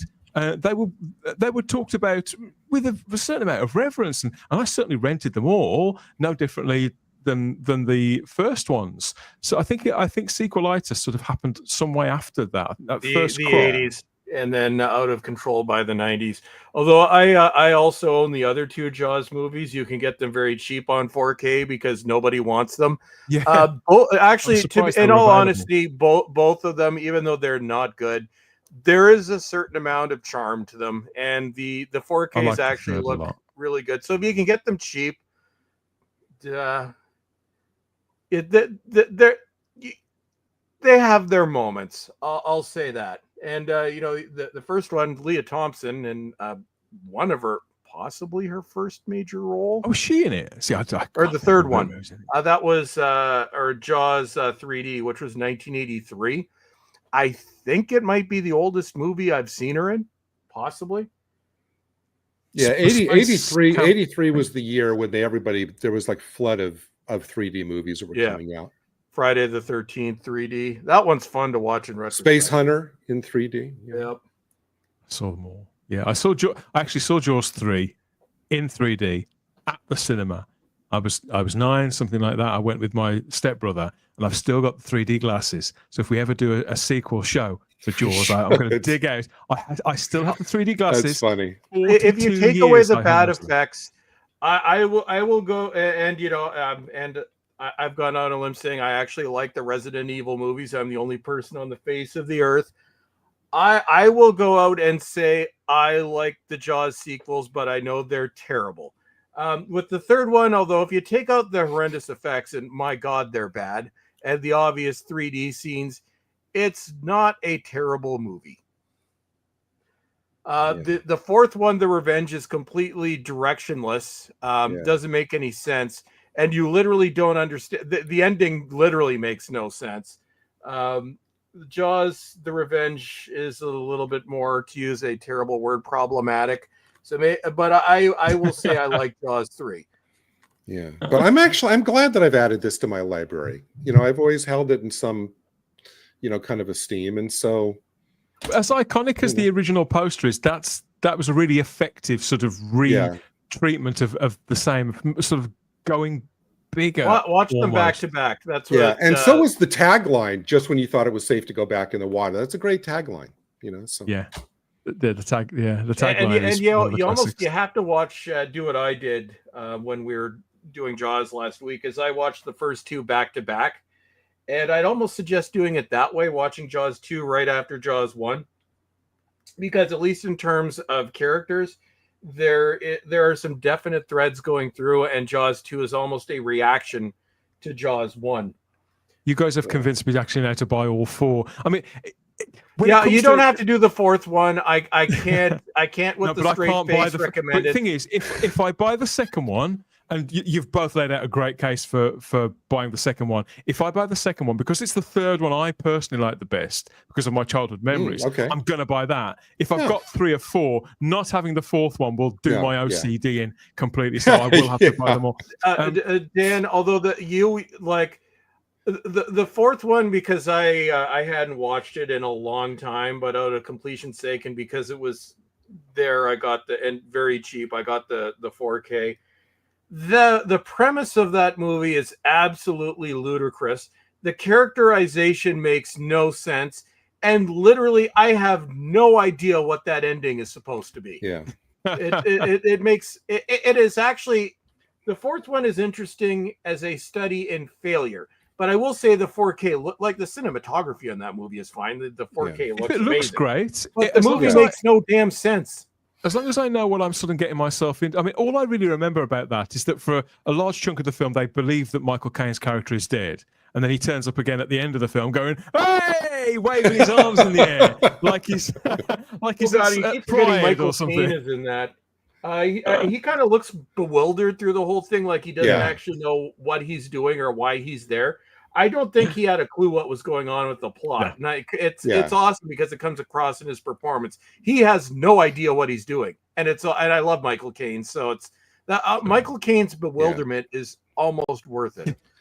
That can be your next big buy, Dan. The Jaws box. Certainly will. The steelbook of the first one's out very, very soon. And despite the fact that I only watched the first one a week and a half ago, I'm really looking forward to watching the first one again. Yeah. And when I looked at the fact they've got that brand new documentary in there too, as well as all the old stuff. No, I'm in for that. I'm committed to treating myself to that. Nice selection of titles you got there. Oh, there's a couple I'll leave till the end, but I want Chris to have his spotlight. Oh, well, I forgot to give Dan my picture, so I'll have to narrate it. So because nobody has any money in my country and we're all broke for various reasons because the cost of everything doubled and tripled, my physical media output is much less than it was previously, although I'm very happy because when things were affordable, things were good, I got a lot of the stuff I wanted, just most of it will never be upgraded. But every twice a year, my big event and the one that I save up for. So as you know, my favorite boutique label, now that Scream Factory has become Suck Factory, my favorite boutique label is Vinegar Syndrome. So if for those of you who don't know, and a comparison between Scream Factory and Vinegar Syndrome is worth it to show why Vinegar Syndrome is so much better than Scream Factory ever was, at least in terms of transfer and film preservation. Scream Factory basically started releasing crap. They would get TV shows that nobody else wanted to release and put them on their own label. It wasn't until much later that they got into film transfers, and well, they don't really preserve things because they did apparently manage to lose the negative for Sleepaway Camp, so we'll never see a 4K of that. Vinegar Syndrome is very different. So Vinegar Syndrome actually started as a film preservation company. The first stuff, and if you'll notice in their logo, they've got the picture of the outline of the sexy naked lady. It's very arresting. Their start as a company is actually somewhat absurd. So their mission is actually film preservation, and they started, I think maybe about 15 years ago now. It was, I think, maybe late 2000s. No, 2010s. I'll get the exact date at some point. But they actually started by remastering naughty adult movies from the 1970s. Because these were not, so they would actually get these prints from the dirty theaters. I've actually bought a few of them out of curiosity just to see what it was all about. 70s adult film, I can say, is absolutely disgusting, and I don't know why anybody would want to watch this.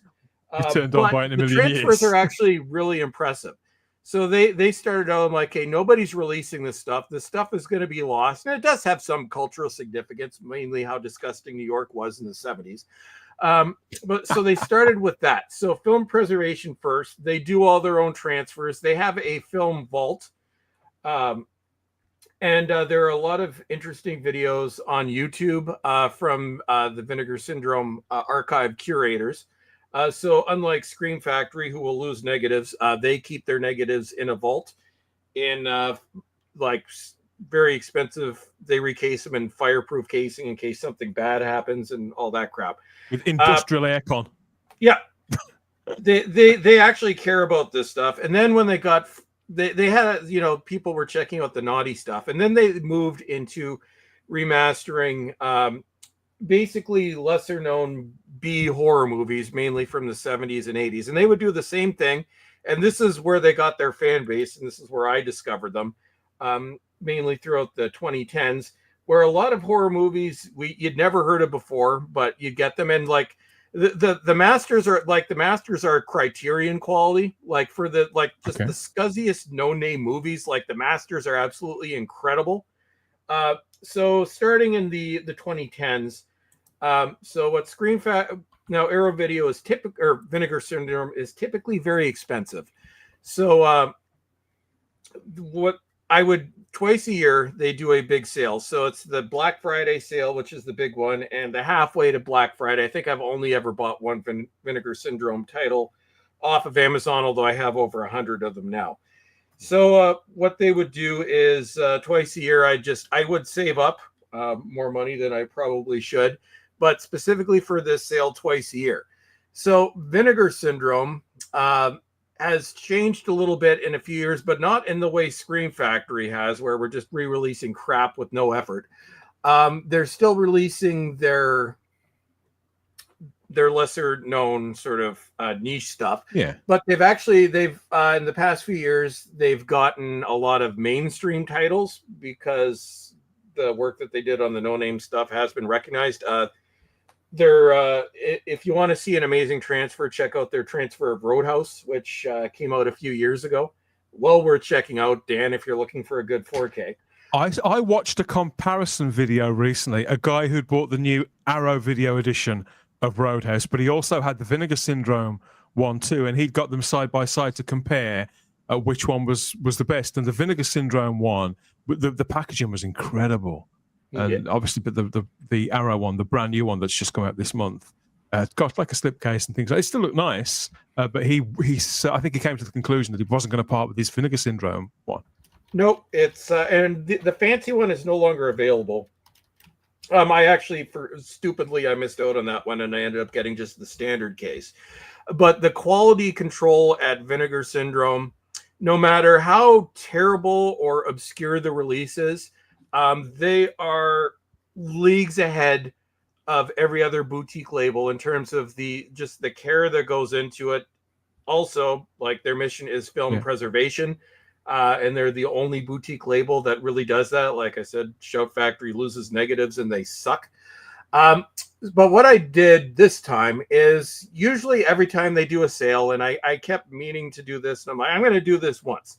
So they have like a month before the sale, they'll have package orders where they will announce some releases at a discount. And you can also get what's called the full package. There's like Vinegar Syndrome, just what they're putting out, and then them plus their partner releases. So I'm like, at some point, I'm going to get their release. And it's kind of like a gamble, but usually they, unlike Scream Factory, they've never put out crap.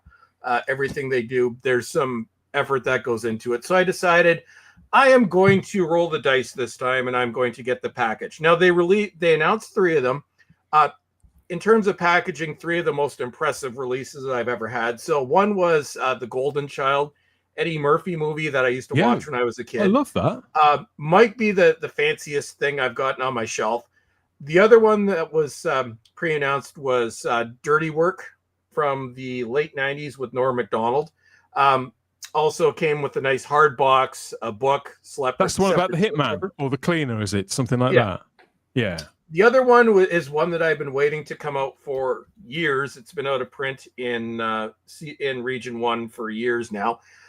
Jade, one of the 2 bombs that David Caruso left NYPD for. The other was from just the erotic thriller era, like the Basic Instinct, that kind of era, wasn't it? Yeah, this one was 95, and I saw it in the theater. And this is one that I've been wanting to revisit for years. So this was the other pre-announcement. Again, hard box, so not a slip case, a slip box with a slip cover inside, a very like a behind the scenes book. So there was that. Then the rest of them, there were 4 more releases that you would not know until the day they came out. So if you buy the full package, this was the first time I did this. I rolled the dice. I'm like, I'm going to do this at least once. So I bought it a month before. I'm like, okay, I have no idea what these are going to be. They might be worth it. They might not be worth it. At least I could say I tried once. And then you don't know what they are until the sale went live. So one of them, also hard box, was The Dark Half from 1993, which has been out of print on Blu-ray for years. Stephen King movie. Never seen that. Oh, okay. So the Dark Half, basically, it's I think it's 93. Just a second, I'm gonna pull up the exact date. It's around that time. I remember that. I can see the cover in my mind's eye now. Dark Half movie 93. Was it 93? Yes, it was 93. So specifically April 23rd, 1993, for those of you who care. It also bombed at the box office, but that doesn't matter. Directed by George Romero, which is another selling point. So this one I lucked out. I'm like, okay, this is one that I'd wanted. This was worth the order. The second one is a great movie, but not necessarily one I would have ordered because I already have a Scream Factory Blu-ray. But it's Let's Scare Jessica to Death supernatural horror movie from 1971. Well, that was a TV movie. Yeah. I think it was originally. I think it ended up with a theatrical movie as well. But it was the first one that I watched. It looks amazing. So not what I would have ordered, but I'm happy I got it. The two just bonuses. One was Charlie One Eye, which is a loopy exploitation movie, sort of the normal stuff they put out. So I was fine with that. The other one was a Japanese trilogy of Japan action kung fu crap. Iron Angels 1 to 3, which is fine for complete cheese.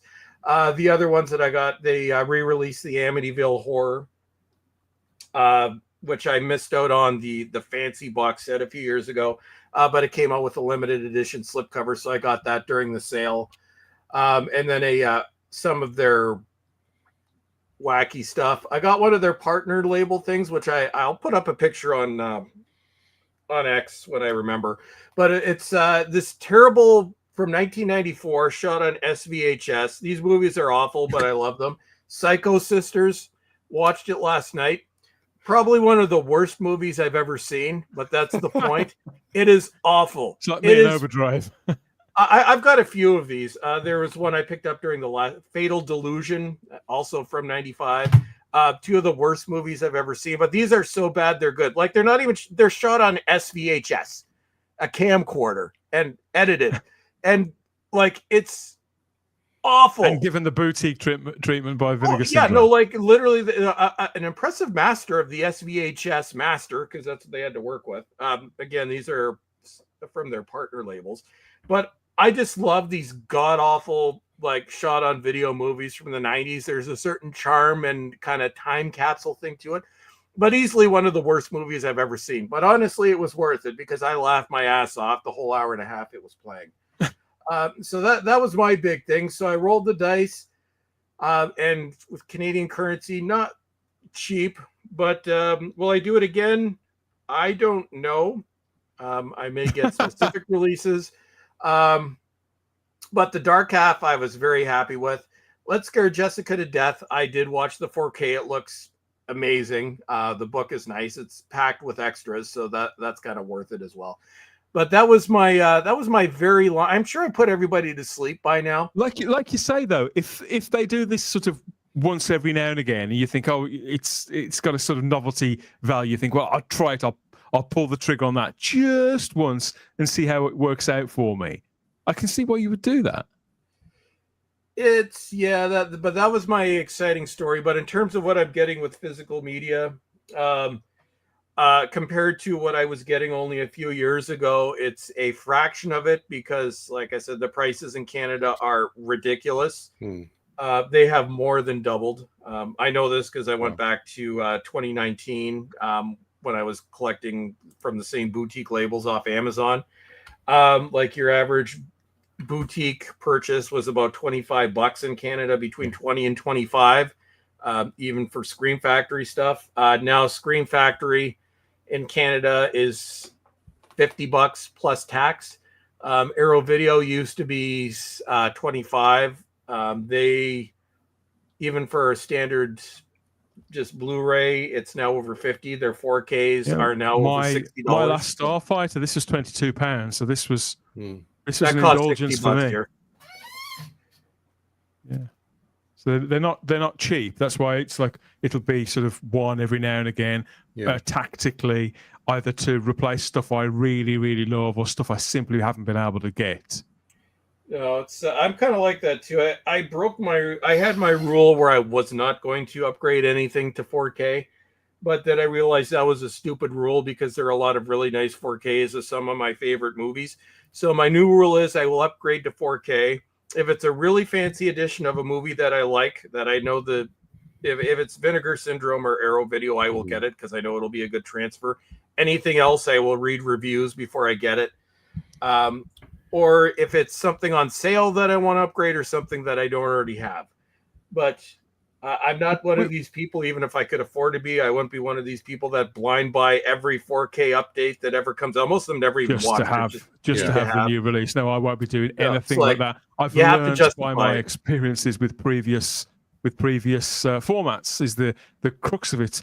Graham J is watching on YouTube and says he's recently bought a film I saw many years ago, which had a recent release starring George Segal, The Terminal Man. This is a 1970s sci-fi movie. Yeah. A lot of people love this. One of the 73, I think. And as trivia, this is one of the last more niche regular Blu-rays Scream Factory ever put out in early 2024 before they basically abandoned the niche market altogether. They no longer release stuff like this, but it is you can still get it. It's still in print. Yeah, it's so strange to abandon the kind of the stuff that built your brand. They're now all about money. They will not put out anything as they stopped a little over a year ago. Just your standard Blu-ray releases of niche obscure stuff just does not come from them anymore. It's all 4K. The prices are insane, and I'm very selective as to what I'll get from them now. But yeah, so notable that was pretty close to the end of that era of Scream Factory. And I think it was just a holdover that they had the rights to, and they just wanted to get it out. Although I think in the UK, you guys got that from Arrow recently. Yeah. Do you have anything else in your stack, Dan? I've got a couple of things. One of which was something that Chris told me about. So movies, I'm not upgrading literally everything. I'm being quite selective.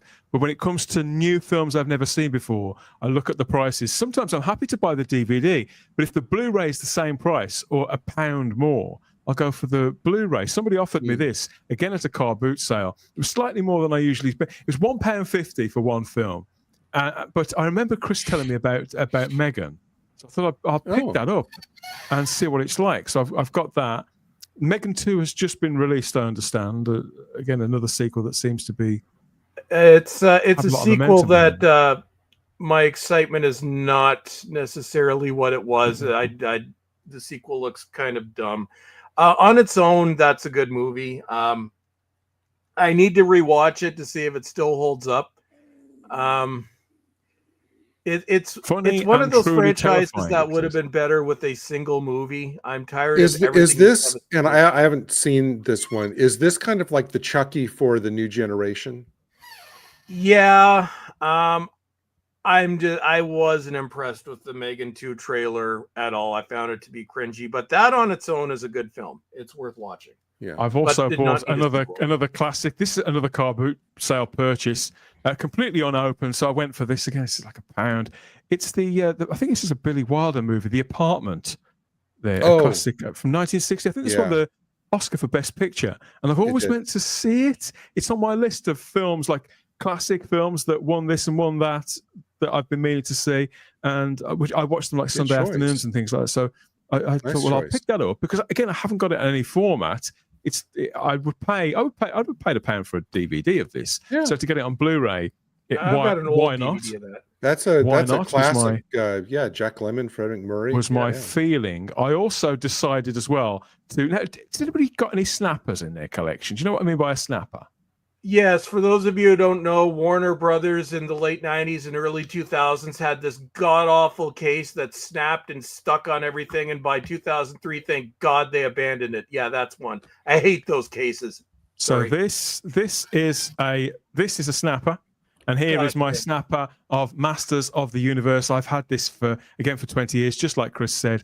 I can't stand these fucking things. I used to have about 40 or 50 of them, maybe even more before Warner's bailed on them. So they're bits of flimsy cardboard. You open them up and it just sort of literally flaps in the tray. The tray, it sits there like that. The little crappy bit of card sort of flips over, and then it fastens with another bit of plastic, and you can hear it click like that. And most of them stop clicking after you've taken it out twice.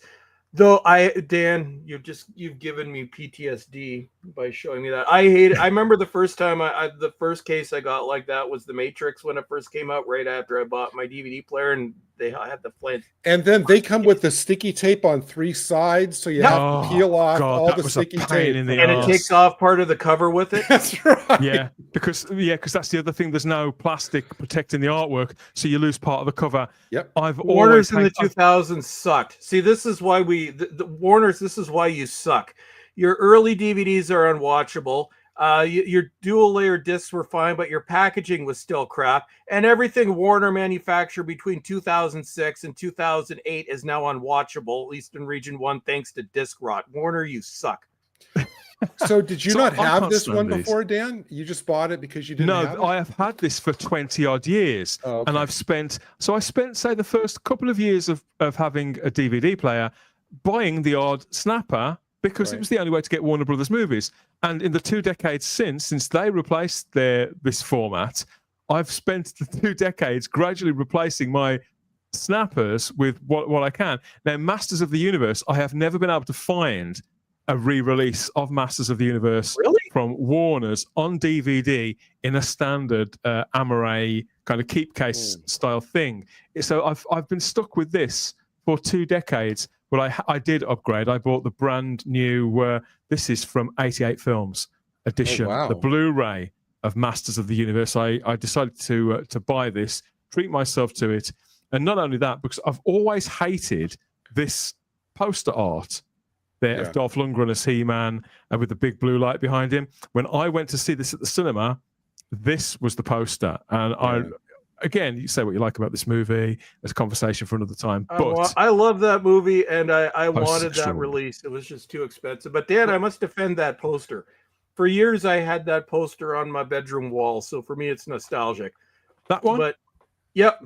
I've got a Blu-ray with that poster on it. In fact, I still have that poster faded in my basement in storage. I'd never seen this one.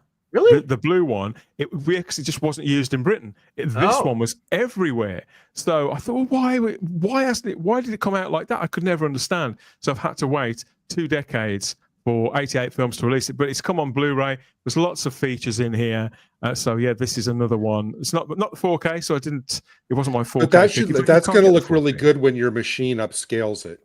Yeah, or the TV. Yeah, whichever way so this is 88 Films. I've bought some fantastic stuff from them over the last couple of years. DVDs and Blu-rays I'm really, really happy with. So I knew this was going to be absolutely fine. Again, this is another little treat. I bought this full price as well a few weeks ago now, but I've been holding on to it so I could complain about the snappers and flappers. Even the old, like the Blu-ray release I have is from 2015. It actually looks really damn good. That's obviously a new transfer, so I'm sure it looks better.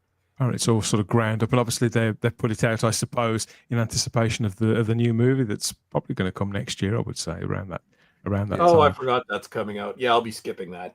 No, I've got some great stuff from 88 Films. They put out what was it? I think they put out Runaway, the Tom Selleck movie. I bought that. I like that one. Did a really nice job of that. So yeah, they've never really let me down. I'm hoping that 88 will release some more old canon stuff. Because obviously the Masters of the Universe film, this was certainly distributed by Canon in Britain, but Canon also put out the Break-In and Break-In 2. I would love those on. I would buy those on 4. I would buy those on 4K never, but I'd be happy with the Blu-ray if they did come out again in Britain. They were released as Breakdance and Breakdance 2 here, but when they come out, it probably is Break-In. I would say. Yeah, Shout Factory has the rights to a lot of the Canon catalog. They have you can get the technical but not technical sequel Cyborg, which uses the sets that were supposed to be sets and costumes that were supposed to be used for Masters of the Universe 2 until they lost the rights. Tim Bartos says Warner Archive is a great label as well. Yes, I haven't got anything by them, but I hear great things about them all the time. I have a lot of their Hammer horror releases. I'm glad that they don't do manufacture on demand with the Blu-rays. That was the one issue that I had with Warner Archive on DVD, where it wasn't cheap and they were burned. Well, I think they still do it, but you would order them and they would burn them to a DVD-R, and the quality was as good as you would expect. But the Warner Archive Blu-rays are awesome. Like their Hammer stuff, to use an old term, rocks. I'm gradually getting used to which labels have what things. Because obviously, when I was collecting VHS or the early DVD, you knew pretty much who was going to release what, because they were always attached to big studios, weren't they? And they all had their formats, how they would package them, and you think you'd have a fair idea if you saw Warner's had got, for example, what's that movie Hugh Grant did, Music and Lyrics, or one of those things. You'd know if it was on Warner's. You go, I'm going to have to put with the snapper if I buy that. That kind of thing. It's not like that anymore. With horror and the boutique labels, there are some patterns. Scream Factory, usually it's North American, and it's some of the big budget or more higher profile releases. Now it's just higher profile. They will occasionally do foreign, but it's very rare. Although at some point I'll save my rant about their Mario Bava collection. But that I could yell about that for half an hour. Arrow is often foreign. They still do the occasional big release, but they have a lot of Japanese releases. Synapse is really big with Italian horror. Vinegar Syndrome is typically North American, lower budget. They've got the occasional foreign release, but it's usually North American. So yeah, there's some, they kind of, at least on the horror side, you kind of know if something's going to come out. You can guess which label it's going to go to. These days, we hope it's not Scream Factory, because they'll probably screw it up and lose the negative. But yeah, I like my foreign stuff. Matt Pop buys a lot from Via Vision and Imprint, various box sets and movies and things like that. Yeah, speaking of imprint, I wanted to show off just super quick, just hold up the last couple of things I got since I think our last physical media show. Speaking of imprint, so happy and proud on this one. They released UFO, the complete I saw a picture of this the other series, which the art doesn't line up, but that's okay. Nice. And it comes with 4 and a really nice, as imprint does, a really nice book about Beautiful. All the episodes. Imprint really does this is like having a gourmet meal if you get imprint stuff, because they really do lavish so much care on their stuff. I like the hard boxes that they seem to have a standard. I got also the I Dream of Jeannie box from Imprint, the same thing. It's quality stuff. And the last I got, just because I wanted something that would take me back to my childhood, so I got the complete Rocky and Bullwinkle, which is always great. It's actually more enjoyable as an adult than a kid because of of what they and that comes with all the seasons and a nice little book. Is that show? No, it is something by Classic Media, Vivendi Entertainment. So I think Shout has a newer version. I got this kind of older one because it's still DVD, because it has this really nice booklet that the Shout one doesn't have. So I got it for that. I think it's great that they take the old cartoons and treat them with all that reverence as well. We get a certain amount of that in Britain now. Fabulous films have started going back to the old 5-minute, 10-minute shows and really sort of pimping those out. Things like Bagpuss and Mr. Ben and all that kind of thing. So for the British people.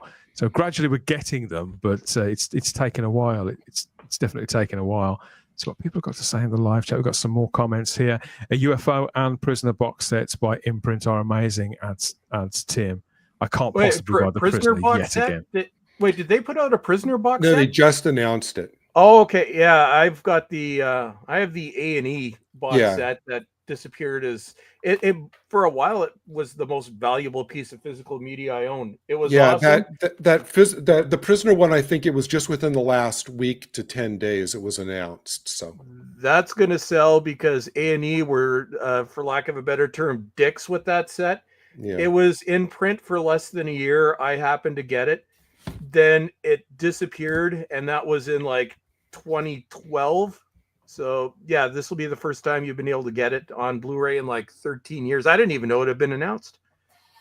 Oh, Tim Bardo says it was already okay. I thought that they just announced a couple Maybe of months it just came ago. out. Okay, there's been several editions That's of. what I want The to see on Prisoner. 4K. That would look amazing on 4K. Sold out. Okay. I've bought The Prisoner now 4, maybe 5 times across different formats. I've decided I'm going to stop with my network Blu-ray from not that long before they went under. I think that has to be my very last dip on The Prisoner, even though network is now no longer with us. I'm sure it'll be out again in Britain. Somebody will put it out again, probably Old Gold Media, or actually, I think that ITV Studios have re-released it. Come to think of it, with a kind of bog standard release. I wonder if there's something wacky with the rights to that, because every release, there was a DVD release that disappeared at 1.2, and I think even the laser discs weren't available. Okay. I just went on because I was curious about Tim. Tim is right.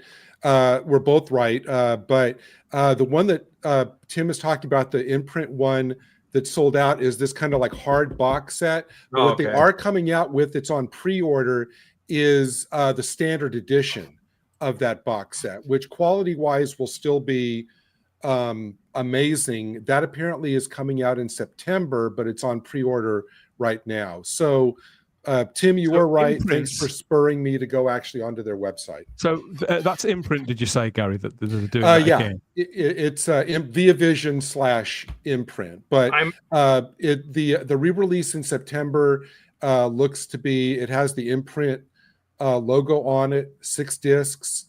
Probably the one to get then.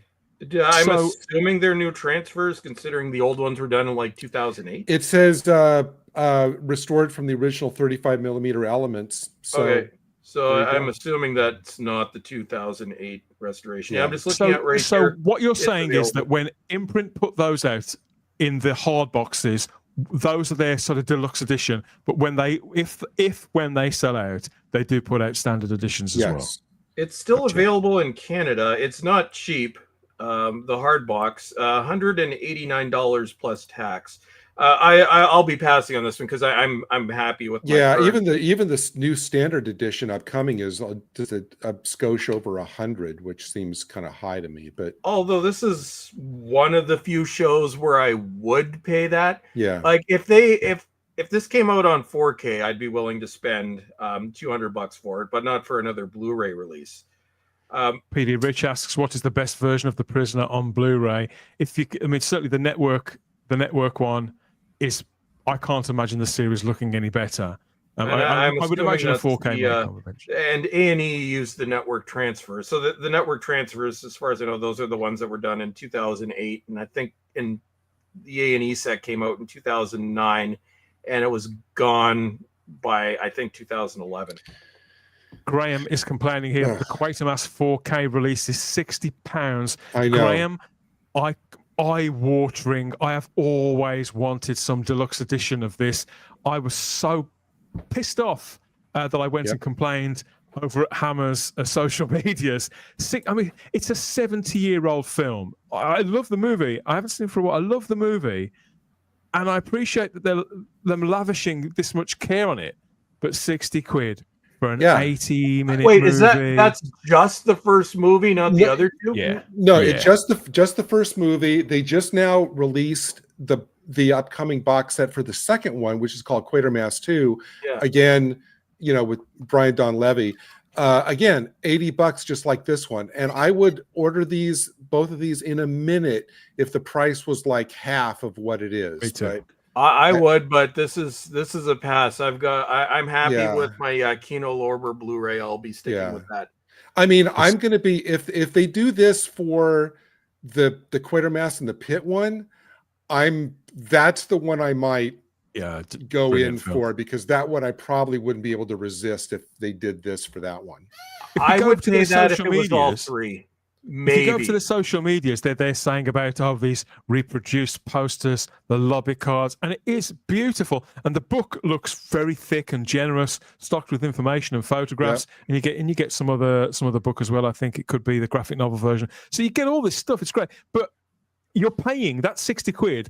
You're paying for all of this shit as well, which, quite frankly, I'll never frame those fucking art cards. And to be fair, I won't put those posters up. They'll sit in this frigging box from now until the end of fucking time. So if you can do me the film for 20 quid tops. Well, Dan, it's what they did over here with the Peter Cushing Doctor Who movies. Normally, I like Severin for their regular Blu-rays, but what they were asking for these movies was absolutely insane. $60 per movie. So for both of them, $120 plus tax. Like it may have something to do with the Hammer license, but I don't think so because the Scream Factory. I mean, hey, you know what? God bless Hammer for wanting to lavish this kind of care on it. It is about time that Hammer got a prestige treatment, Gary. I agree, but I think they've got this so wrong. I'd be a mark for good releases of everything they ever did within reason, but not with all this crap and an inflated price like that. It is taking the slash. Well, here's the, and this is one of Scream Factory's blunders. I'm like, most of my Hammer collection, there's some Synapse. I don't think I have anything from Arrow Video. There's some Warner Archive, but it's mostly Scream Factory. And it was for from 2018 through I think 2020. They were putting out Hammer horror releases every month, and they were about $20, which was a damn good price. The transfers were great. It's some of them were they're fancy editions, some of them were just standalone. But that's how I built my Hammer horror collection. Also, Mill Creek has a 20 movie set, which for Mill Creek the quality actually is decent for the price. But I don't know what's going on with the Hammer horror rights issues, but when I see overpriced crap like this, Studio Canal owns a lot of them overseas. I think they own the rights to all of them overseas. Actually, the rights are a disaster over here in Region 1. But most of the Scream Factory stuff went out of print because they lost the license a few years ago. And then all of a sudden you see these ridiculously, actually Kino Lorber lost all their rights to like the handful that they had. And now Hammer Horror is coming back in these ridiculous overpriced sets. I'm not happy. But I would if you're looking for a good selection of Hammer Horror, normally I don't recommend Mill Creek. Usually their releases are garbage. The exception is the Rockford Files set is fine.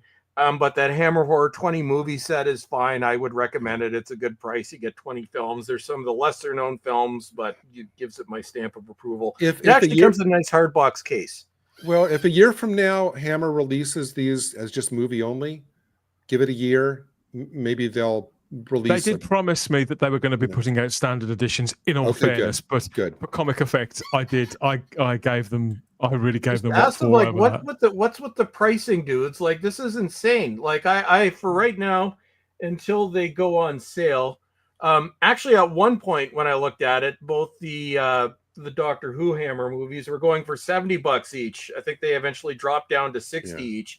I'm like, I do want those movies in my collection. I am not paying that for those movies, and I don't actually own them in my collection because I kept putting off the Kino releases until they went out of print. Now I kind of wish I did. I'd love to read those Quatermass, the books that come in the sets about the movies. I'd love the graphic. They look fabulous. I just think that it's just too much. Tim Bartlett says the Quatermass box set is lavish. Part of the expenses is because of the numerous different aspect ratio versions of the film, including on the various discs in the package. Oh, right. There's like four versions. There's like 4 versions of each movie. It's overkill. It's like the Blade Runner 4K release has like 5 different releases or 5 different versions. You can get that for 20. Yeah, I mean, to me, it goes without saying that this is the kind of conversations that I like to have. These are the conversations that I have sort of privately with other people who are fans of physical media and sort of terminal collectors. There are upsides and there are downsides, but the thing with physical media is there is some. Because there are people out there that will buy everything and never watch it, just buy it to buy it. And there have been some absolutely, like, there was this Texas Chainsaw 4K set that was released, I think it was late last year. The price, I think, was around $400. It came with the movie. Okay. I think some art cords, a really cheap book, and a plastic chainsaw. And this thing sold out. Like, people, like, give your damn head a shake. It's like, no. Like, just no. I can see why people are getting into the streaming model, streaming platforms, and obviously for watching on the go as well. I understand the appeal, I do, but old habits die hard, and now with them sort of leaning into it for people like me, I'm afraid I am a mark for lots of things. They say Hammer, that's well past my line, Gary, but I'm a mark for most things. And just before we close out this physical media night edition, I wanted to give you a progress report, Gary, on where I am with, if you remember, Dallas. So yes, nearly 2 years ago, I took a punt on Amazon Prime Day. So they had the biggest box set. Still, this is the biggest box set I've got in my house. It's fucking huge, and it's usually it was 95 quid. It was 95 quid back then. For the sake of Prime Day, they dropped it down to 48 quid. Okay. All right. I hadn't seen Dallas since it ended in 91, 92. Right. But I'd always watched it. I thought, I wonder if it's as good. And in a mad moment, I pulled the trigger and bought it. Okay. And this is nearly 2 years ago. I was so ashamed of myself for buying Dallas that I didn't actually open it for about 4 months, but eventually I did. Completely and utterly addicted. When we last did a physical media show, I think I was about 4 seasons in. I'm now coming towards the midpoint of season 7 of the 14. Okay. So he's already been shot, right? In your rewatch. Twice. So I think he gets shot another twice before the end of the show. Okay. So yeah, we've got. How many seasons were there? 10? There was 14. And two movies and a mini-series that was set in the 1930s with the previous generation as well. And I know they did a revival of it like 7 or 8 years ago. Yeah, I've got them as well. Okay, wow. Three seasons. So technically it's 17 seasons plus the mini-series. So I'm still some way off. I'm a good way in, but that's where I. You need to do a big Dallas overview stream when you get done.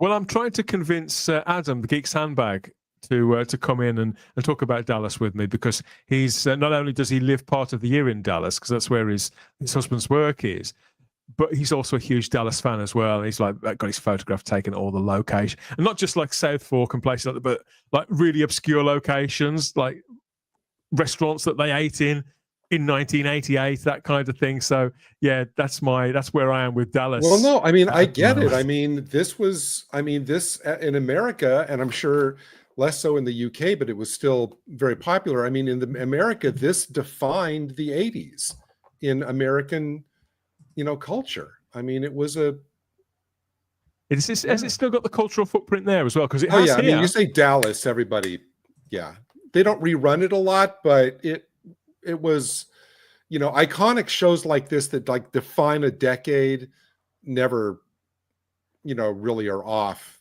the Who shot are JR? out of the zeitgeist. Sorry, that was by the next time we do it. Well, by the next time we do a physical media night, I'll give you another progress report about where I am in my. I might finish before I shuffle off this mortal coil. Now, are you doing also the spin-off, the Knots Landing spin-off as well? No, although somebody has offered to hook, because you can't get that in Britain. You can't buy that commercially. Although somebody, after the last time I spoke about Dallas, somebody did offer, Chris, to hook me up. Oh, with some... do it. Go for it. Sorry, I was minutes because a terrible lightning strike took out my power, so I just came back. Oh God, I'm sorry to hear that. We're all dying here. Okay. Sorry, what was that you said, Dan? I was just giving the progress report on my mammoth Dallas rewatch on the 14 season box set I bought nearly 2 years ago. And that's so a lot of Dallas. That show was around for a while. I've never. I watched the final episode of Dallas, and that's the only Dallas I've ever seen. Are you enjoying Dallas? Should I get Dallas? I think it's fantastic. And do we know who shot JR? I don't know who shot JR. I remember who shot JR. It depends on which. It depends which time, because he was shot 4 times. The first time. Oh. Well, the first time wasn't the time where Mary Crosby's character shot him. Oh, that was who I'm thinking of. He was shot during... in case I want to watch the Dallas, how much was this box set?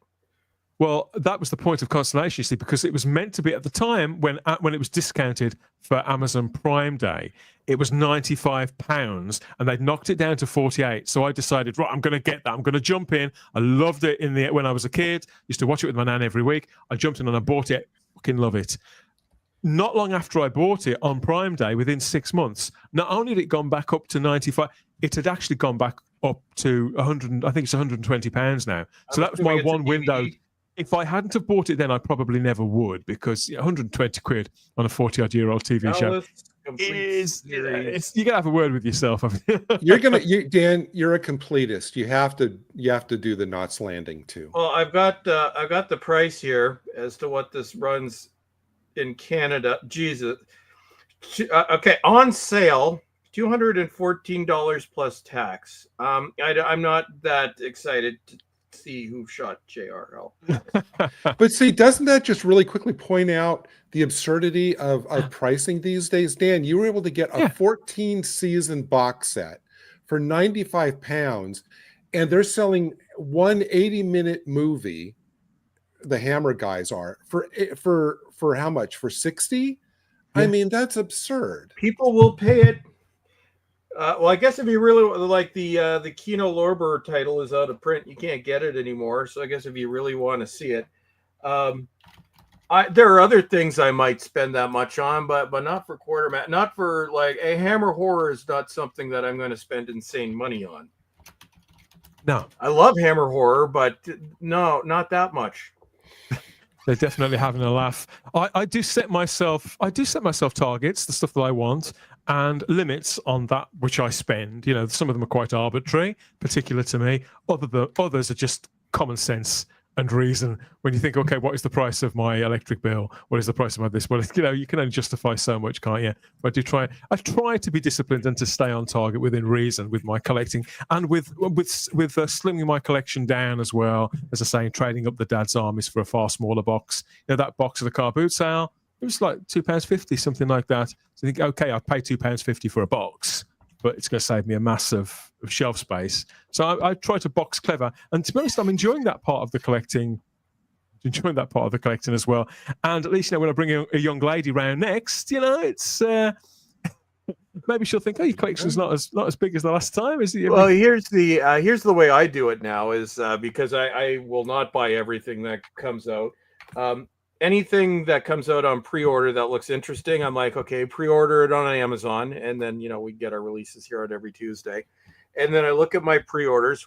I have a set budget. I will not go over that budget. Now look at my pre-orders. Okay, what do I really want? Okay, I'm going to take those, and I'd say 75% of what I pre-order ends up getting canceled. Well, at least you've got your pre-order in. So if you make your pre-order and then it sells out, you think, oh, I should have pre-ordered that. Well, whereas you can always cancel that's your pre-order. With Arrow limited editions, because they did that, and and if they screw up my Dark City order, I'm going to be grumpy. But Dan, actually, that's a brilliant move. You know, you bring a nice young lady over to your place, get her hooked on Dallas from the beginning, then she has to keep coming back over to watch all 14 seasons.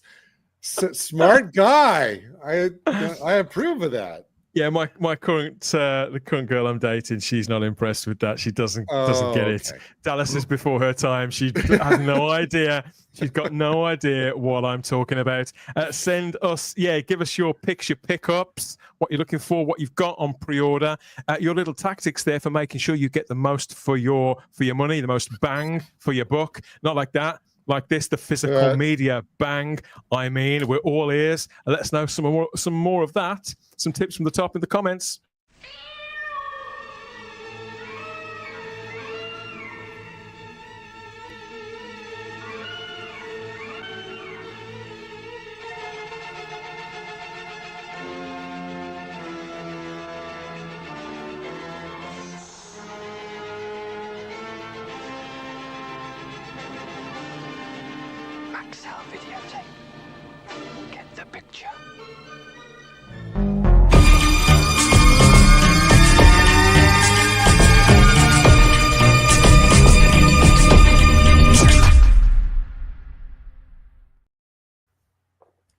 Yes, this has been the astronaut and his collection. This has been the Spacebook Live again, the second of our summer run of special live streams as we make our way through the hot and sticky nights here in Britain, certainly.